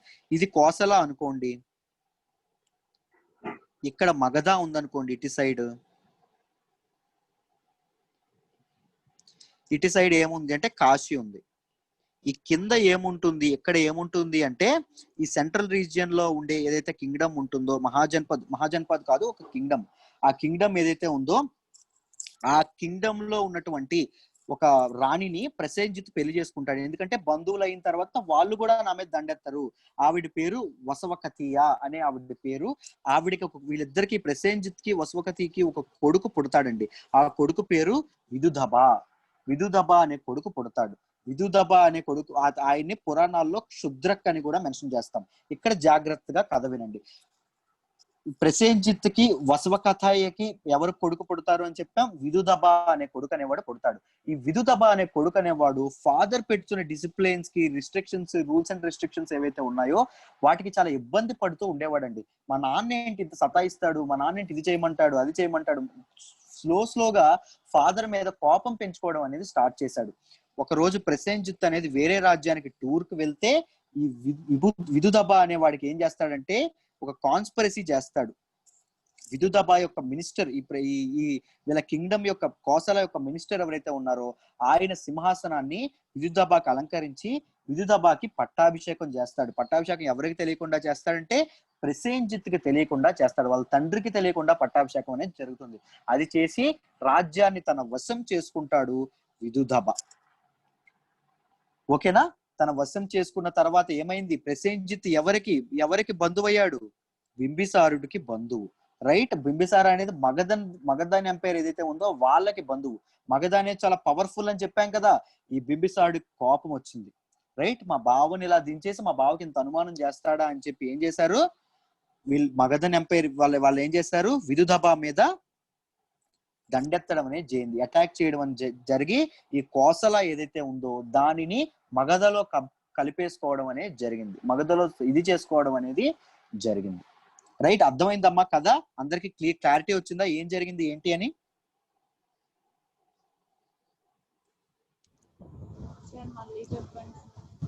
అర్థం కాలేదా? ఓకే సార్ విదుదబ కోసం ఒకసారి చెప్పండి సార్. చెప్తాను. మళ్ళీ ఫస్ట్ నుంచి కథ చెప్తాను, జాగ్రత్తగా వినండి. ఏం లేదు, కోసలాని ఎవరు ఇది చేశారు అంటే మహాకోసల చేశారు. మహాకోసల యొక్క కొడుకు ఎవరు అంటే ప్రసేంజిత్. మహాకోసల యొక్క కొడుకు ప్రసేంజిత్. ప్రసేంజిత్ ఏమనుకున్నాడు అంటే బుద్ధిజం అదే ముందు ఇప్పటి వరకు ముందే ఏది దీనిగా ఉండేది అంటే కాశీ చాలా స్ట్రాంగ్ గా ఉండేది. ఇప్పుడు మగధ చాలా స్ట్రాంగ్ గా ఉంది. నేను ఇప్పుడు చాలా వీక్ గా ఉన్నాను. వాళ్ళు వచ్చి నా మీద దండెత్తేసి నా రాజ్యాన్ని తీసుకుంటారేమో, నా కింగ్డమ్ ను కొల్లగొట్టేసుకుంటారేమో అని ఆలోచించి ఒక పాలసీ పెట్టాడు. మ్యాట్రిమోనియల్ పాలసీ అనేది ఒకటి రావడం అనేది జరిగింది. వివాహ సంబంధాలతో రాజ్యాలతో ఎలైస్ పెంచుకోవడం అనేది జరిగింది. దానిలో భాగంగా ఏం చేశాడు? తన చెల్లి అయినటువంటి కోసలాదేవి ఎవరైతే ఉన్నారో ఆవిడ్ని మగధన్ ఎంపైర్ కి రాజు ఎవరైతే ఉన్నారో బింబిసారుడికి ఇచ్చి పెళ్లి చేయడం జరిగింది. సో ప్రసేంజిత్ అండ్ బింబిసార ఇద్దరు రిలేటివ్స్ అయిపోయారు. ఓకేనా? ఇక్కడ వరకు క్లియర్ అమ్మా ఏం జరిగిందో? Clear sir. క్లియర్. ఈ ప్రసేంజిత్ అనే ఆయన దాని తర్వాత స్వయాన ఆయనే వేరే రాజ్యం యొక్క రాణి అయినటువంటి వసవకతీయ అనే ఒక ఆవిడని పెళ్లి చేసుకున్నాడు. దానిలో భాగంగా ఆ వేరే రాజ్యంతో కూడా ఎలైస్ అనేది పెంచుకున్నాడు. ఫ్రెండ్స్ వాళ్ళని కూడా ఫ్రెండ్స్ అనేది చేసుకున్నాడు. రైట్? అలా చేసిన తర్వాత వీళ్ళిద్దరికి ప్రసేంజిత్ కి వసవకతీయకి ఇద్దరికి విదుదబ అనే కొడుకు పుడతాడు. ప్రసేంజిత్ తన కొడుకుని గొప్పవాడిగా చేద్దాం అనుకుంటాడు, గొప్పగా తీర్చిదిద్దాం అనుకుంటాడు, గొప్ప చక్రవర్తిగా మార్చుదాం అనుకుంటాడు. ప్రసేంజిత్ ఏం చేస్తాడు? చదువురా బాబు అని విదుదబాకి చెప్తాడు. విదుదబ చదవడు. మా నాన్న ప్రతిసారి చదవమంటున్నాడు అంటాడు. ప్రసేంజిత్ తిన్నగా వీళ్ళు ఏం చెప్తాడు అంటే యుద్ధ విద్యలు నేర్చుకోరా బాబు అంటాడు. విదుదబాకి నచ్చదు. ప్రసేంజిత్ ఏమంటాడంటే డిసిప్లైన్డ్ గా ఉండు, రాజనర్తకులతో తప్పుగా ప్రవర్తించకు అని చెప్పి చెప్తాడు. విదుదబ నా ఇష్టం, నేను రాజు కొడుకుని, నేను ప్రిన్స్ని, రాజకుమారుడిని అని చెప్పి అంటాడు. తండ్రి మీద చిరాకు పడిపోతూ ఉంటాడు. స్లోగా తండ్రి మీద కోపం తెచ్చుకుంటా ఉంటాడు. కోపం తెచ్చుకున్న తర్వాత ఏమవుతుందంటే కొన్నాళ్ళకి ప్రసేంజిత్ అనే ఆయన వేరే రాజ్యానికి టూర్ కి వెళ్తాడండి. జస్ట్ అలా తిరిగి రావడానికి వెళ్తాడు. ఈ టైంలో ఇదైతే కోసల రాజ్యం యొక్క మినిస్టర్ ఎవరైతే ఉంటారో, మంత్రి ఎవరైతే ఉంటారో ఆయన సహాయంతో విదుదబ అనే ఆయన తండ్రికి తెలియకుండా సింహాసనాన్ని అధిష్ఠిస్తాడు. తండ్రికి తెలియకుండా రాజ్యాన్ని వశపరుచుకుంటాడు. కాన్స్పరసీతో తండ్రికి తెలియకుండా తండ్రి చేతుల్లోంచి రాజ్యాన్ని లాగేసుకుంటాడు. రైట్? అర్థమైందా? సో దానికి బింబిసారుడి కోపం వస్తుంది. మగధ అనేది అప్పుడు చాలా స్ట్రాంగ్ గా ఉంది, చాలా గట్టిగా ఉంది. మగధ అనేది స్ట్రాంగ్ గా గట్టిగా ఉండడం వల్ల బింబిసారుడికి మా బావకి ఇంత అన్యాయం జరుగుతుందా అని చెప్పి ఆయన ఎవరి మీద దండెత్తాడు? కోసల మీద దండెత్తాడు. కోసల మీద దండెత్తి విదుదబాని వధించి చంపేసి ఎక్కడికి దవుతాడు? దీన్ని మన కోసలాని ఆయన మగధలో కలిపేసుకుంటాడు. ఓకేనా? అర్థమైందమ్మా? కథ అర్థమైందా? స్టోరీ క్లియర్ గా? ఓకే. విదుదబాకి ఇంకొక పేరేంటి అని చెప్తున్నామంటే శుద్రక్. విదుదబాకి పురాణాస్లో ఏం చెప్పారు అంటే శుద్రక్ అని చెప్పి చెప్పారు. ఇంపార్టెంట్ ట్రేడింగ్ టౌన్స్ ఏమున్నాయి కోసలాలో అంటే సాకేత్, శ్రావస్తి. సాకేత్ అండ్ శ్రావస్తి ఈ రెండు important trading towns in Kosala. చెప్పండి అమ్మా. విదుదబాని బింబిసారుడు చంపేస్తాడా? అవునమ్మా, బింబిసార చంపుతాడు. బింబిసార చంపేసి కోసలాని మగధలో కలిపేసుకుంటాడు. రైట్? Okay sir. చూడండి, what are the boundaries of Koshala. Boundaries of Koshala ఏంటి అంటే హిమాలయ ఇన్ నార్త్ లో హిమాలయ ఉంటుంది, సౌత్ లో గంగా ఉంటుంది, రివర్ గండక్ ఇన్ ఈస్ట్ లో రివర్ గండక్ ఉంటుంది. ఎందుకు ఇవి నేను చెప్తున్నానంటే యూపీఎస్సీలో ఎలా అడుగుతారంటే కన్సిడర్ ద ఫాలోయింగ్ స్టేట్మెంట్స్ అని చెప్పి కోశలాకి దగ్గరగా ఉన్న సరిహద్దుగా ఉన్నటువంటి రాజ్యము వజ్జి అని అడుగుతారు. ఈ వజ్జి అనే ప్రాంతం తాలూకు కూడా ఇదేంటి అంటే బౌండరీ ఏంటంటే రివర్ గండక్. సో ఈ రెండు సరిహద్దులు అవుతాయి అవ్వవా? ఆనుకున్నట్ట ఆనుకొని లేనట్ట ఆనుకున్నట్టు. సో అది ట్రూ అవుతుంది. యూపీఎస్సీలో ఇలాంటి క్వశ్చన్స్ కూడా అడిగే అవకాశం ఉంది. సో వాటిని కూడా చదువుకోండి.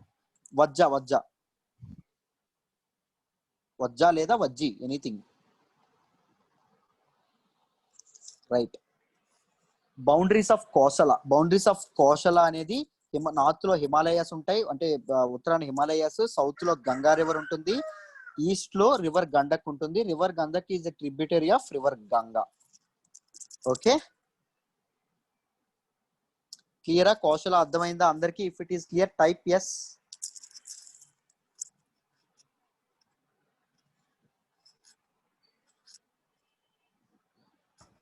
సార్ బింబిసారుడు ఒకడేనా సార్?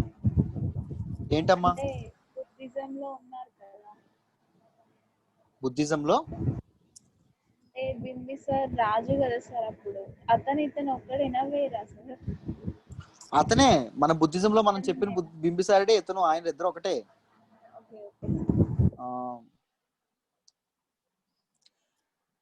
నెక్స్ట్ చూడండి, మల్లా. It was located in modern day eastern UP. ఎన్ని ఈస్టర్న్ యూపీలో ఉన్నాయి చూసారా? ప్రతిదీ ఈస్టర్న్ యూపీలోనే ఉంటాయి మాక్సిమం.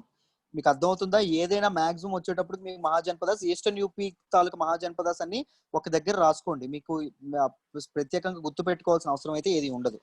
ఎందుకు నేనే లాస్ట్ స్లైడ్ లో యాడ్ చేస్తానులేండి. ఈ మహాజనపదాస్ యొక్క లాస్ట్ స్లైడ్ నేనే యాడ్ చేసి పెడతాను, దాన్ని రిఫర్ చేసుకోండి. Capital is, what is the capital of మల్లా అంటే కుషీనగర్. చెప్పండి. కుషీనగర్ కి ఒక ఇంపార్టెన్స్ ఉంది, నేను ఆల్రెడీ చెప్పాను, చెప్పాలి. బుద్ధుడు చనిపోయిన బుద్ధుడి మరణం జననమా? మరణం సార్. బుద్ధుని మరణం. సారీ సార్, మరణం. క్షుద్రక్ అనే పేరు ఎలా వచ్చిందో నాకు కూడా తెలియదమ్మా.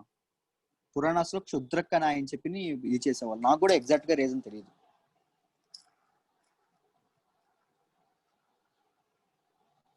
లిటరల్ మీనింగ్, వాటి క్షుద్రక్ లిటరల్ మీనింగ్ ఏంటంటే రాక్షస మనస్తత్వం కలవాడు అని అర్థం, చెడ్డవాడు అని అర్థం. ఓకేనా? లిటరల్ మీనింగ్ అది. బట్ ఎందుకు ఆ పేరు వచ్చింది ఏంటి సంగతి అని నాకు కూడా తెలియదు. చూడండి,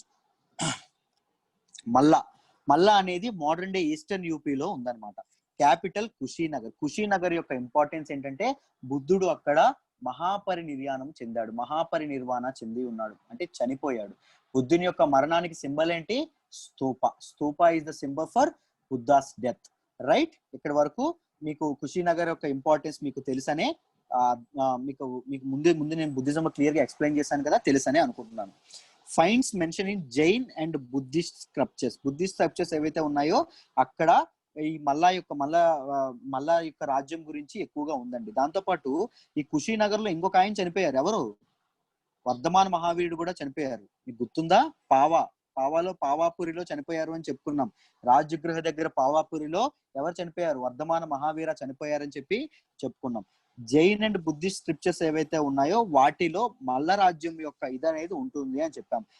జైనిజం మాట్లాడేటప్పుడు ఈ మల్లా కింగ్డమ్ గురించి ఇంకొక ఫ్యాక్ట్ నేను చెప్పడం జరిగింది. చెప్పండి.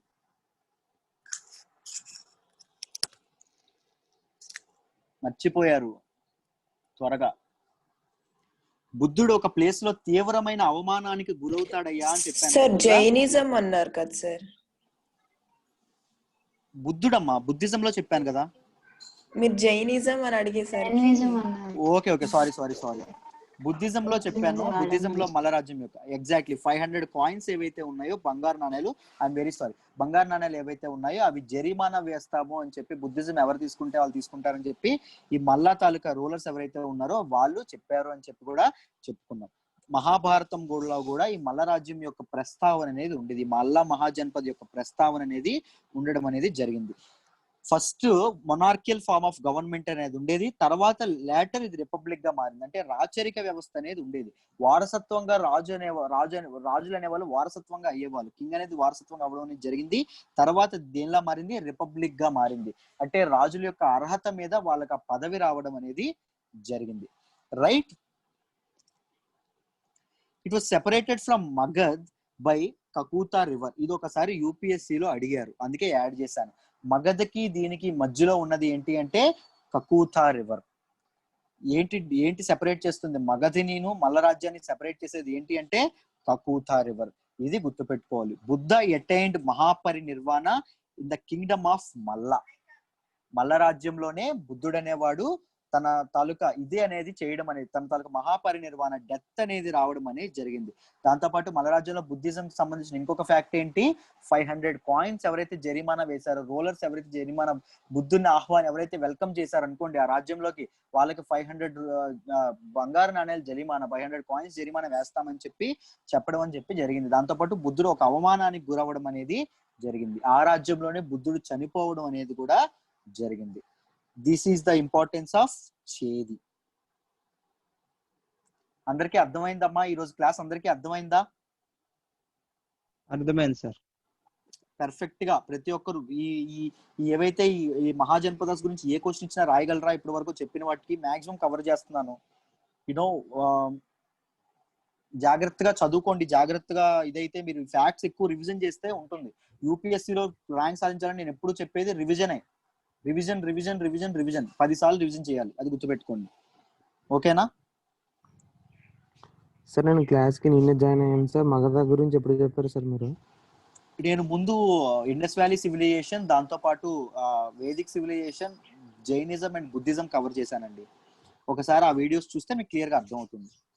నేను ఇంకా మగధ గురించి చెప్పలేదు, మహాజనపదాల్లో మగధ గురించి నెక్స్ట్ క్లాస్ లో చెప్తాను. సరే సార్. అంటే కొన్ని విషయాలు చెప్తున్నారు కదా సార్ మగధ, అది జైనిజం అండ్ బుద్ధిజం లో చెప్పడం వల్ల స్టూడెంట్స్ అందరికీ పరిచయం, వాళ్ళందరు రాజుల గురించి కానీ, ఆ రాజ్యాల గురించి కానీ, కింగ్డమ్స్ గురించి కాస్త పరిచయం, అందరికి టకటకా చెప్పేస్తారు ఏ క్వశ్చన్ అడిగిన వాటి గురించి, జైనిజం బుద్ధిజం గురించి. సో వాళ్ళకి పరిచయం కాబట్టి అందుకే ఫ్రీగా చెప్పగలుగుతున్నాను. మీరు ఒక్కసారి ఆ వీడియోస్ చూసి రేపు క్లాస్ రండి, మీకు క్లియర్ గా అర్థం అవుతుంది. ఓకేనా? Okay sir. పర్ఫెక్ట్. ఒక స్లైడ్ బ్యాక్ వస్తారా సార్? షూర్ అమ్మా, షూర్. సార్ ఇక్కడ బౌండరీస్ ఆఫ్ కోసల అని అన్నారు కదా సార్? అవునమ్మా. అదే నార్త్ లో హిమాలయస్, సౌత్ లో గంగా అండ్ ఈస్ట్ లో గండక్ రివర్ అన్నారు కదా సార్? అవునమ్మా. ఇవన్నీ ఇండిపెండెంట్ రాజ్యాలు కదా సార్? ఇండిపెండెంట్ రాజ్యాలు, అవును. సో ఈ కోసల అనేది మల్లాలో కలిసిపోతుందా ఏంటి సార్? అర్థం కాలేదు. కోసల అనే టెరిటరీ ఏదైతే ఉందో వాటికి ఒక రూలర్ అనే వాళ్ళు ఉంటారు, వజ్జీ లేదా మల్లా వీటికి ఒక రూలర్ అనే వాళ్ళు ఉంటారు, వాళ్ళకి ఒక టెరిటోరియల్ బౌండరీస్ అనేవి ఉంటాయి కదా. అదే సార్. అయితే నా డౌట్ ఏంటంటే సార్, ఇప్పుడు ప్రెసెంట్ ఈస్టర్న్ యూప్ లో ఈ బౌండరీస్ చూస్తే ఈ మల్లా అనేది కుషినగర్ క్యాపిటల్ అంటున్నారు కదా సార్? మల్లా యొక్క క్యాపిటల్ కుషినగర్, ఎగ్జాక్ట్లీ. సో ఇలా చూస్తేనేమో ఇప్పుడు ఈ రెండు రాజ్యాలు మెర్జ్ అయి ఉన్నట్టు, అంటే మన మ్యాప్ చూస్తే అలా ఉన్నది సార్. ఒక్కసారి మ్యాప్కి వెళ్దామా? ఒకసారి మీరు మ్యాప్కి వెళ్తే.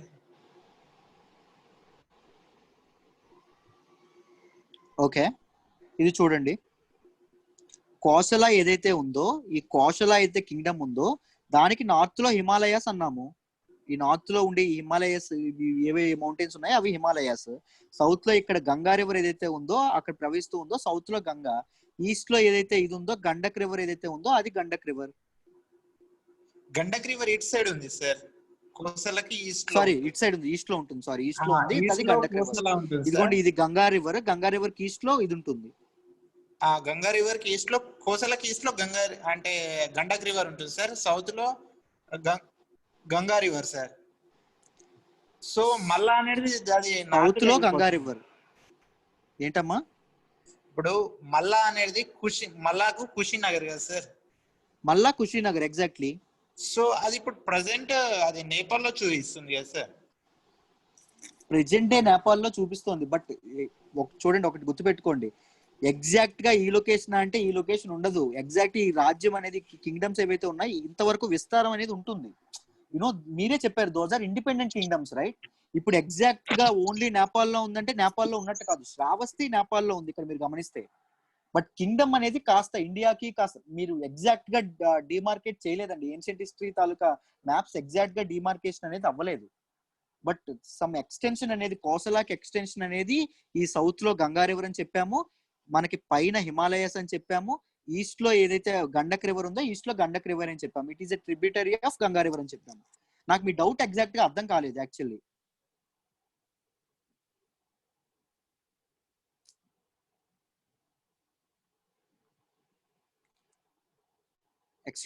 మీ డౌట్ నాకు అర్థం కాలేదండి, మరి ఒకసారి ఎక్స్ప్లెయిన్ చేయగలరా?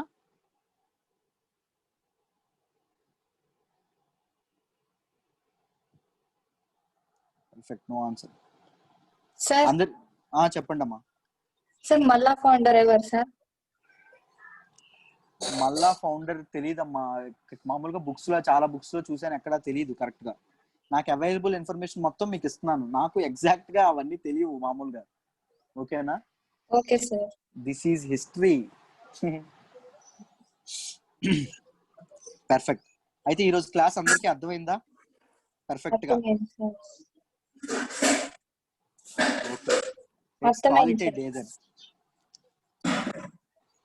ఓకే అమ్మా, బాయ్. సార్ సార్ ఒకసారి చేడి స్క్రీన్ షాట్ పెడతారా? ఏంటమ్మా స్క్రీన్ షాట్? ఏంటి స్క్రీన్ షాట్? చేడి మళ్ళా తర్వాత ఉంది కదా ఆ చీటి. అది నేను చెప్తానమ్మా, రేపు క్లాస్ లో డిస్కస్ చేద్దాం అన్ని. Okay sir. పర్ఫెక్ట్.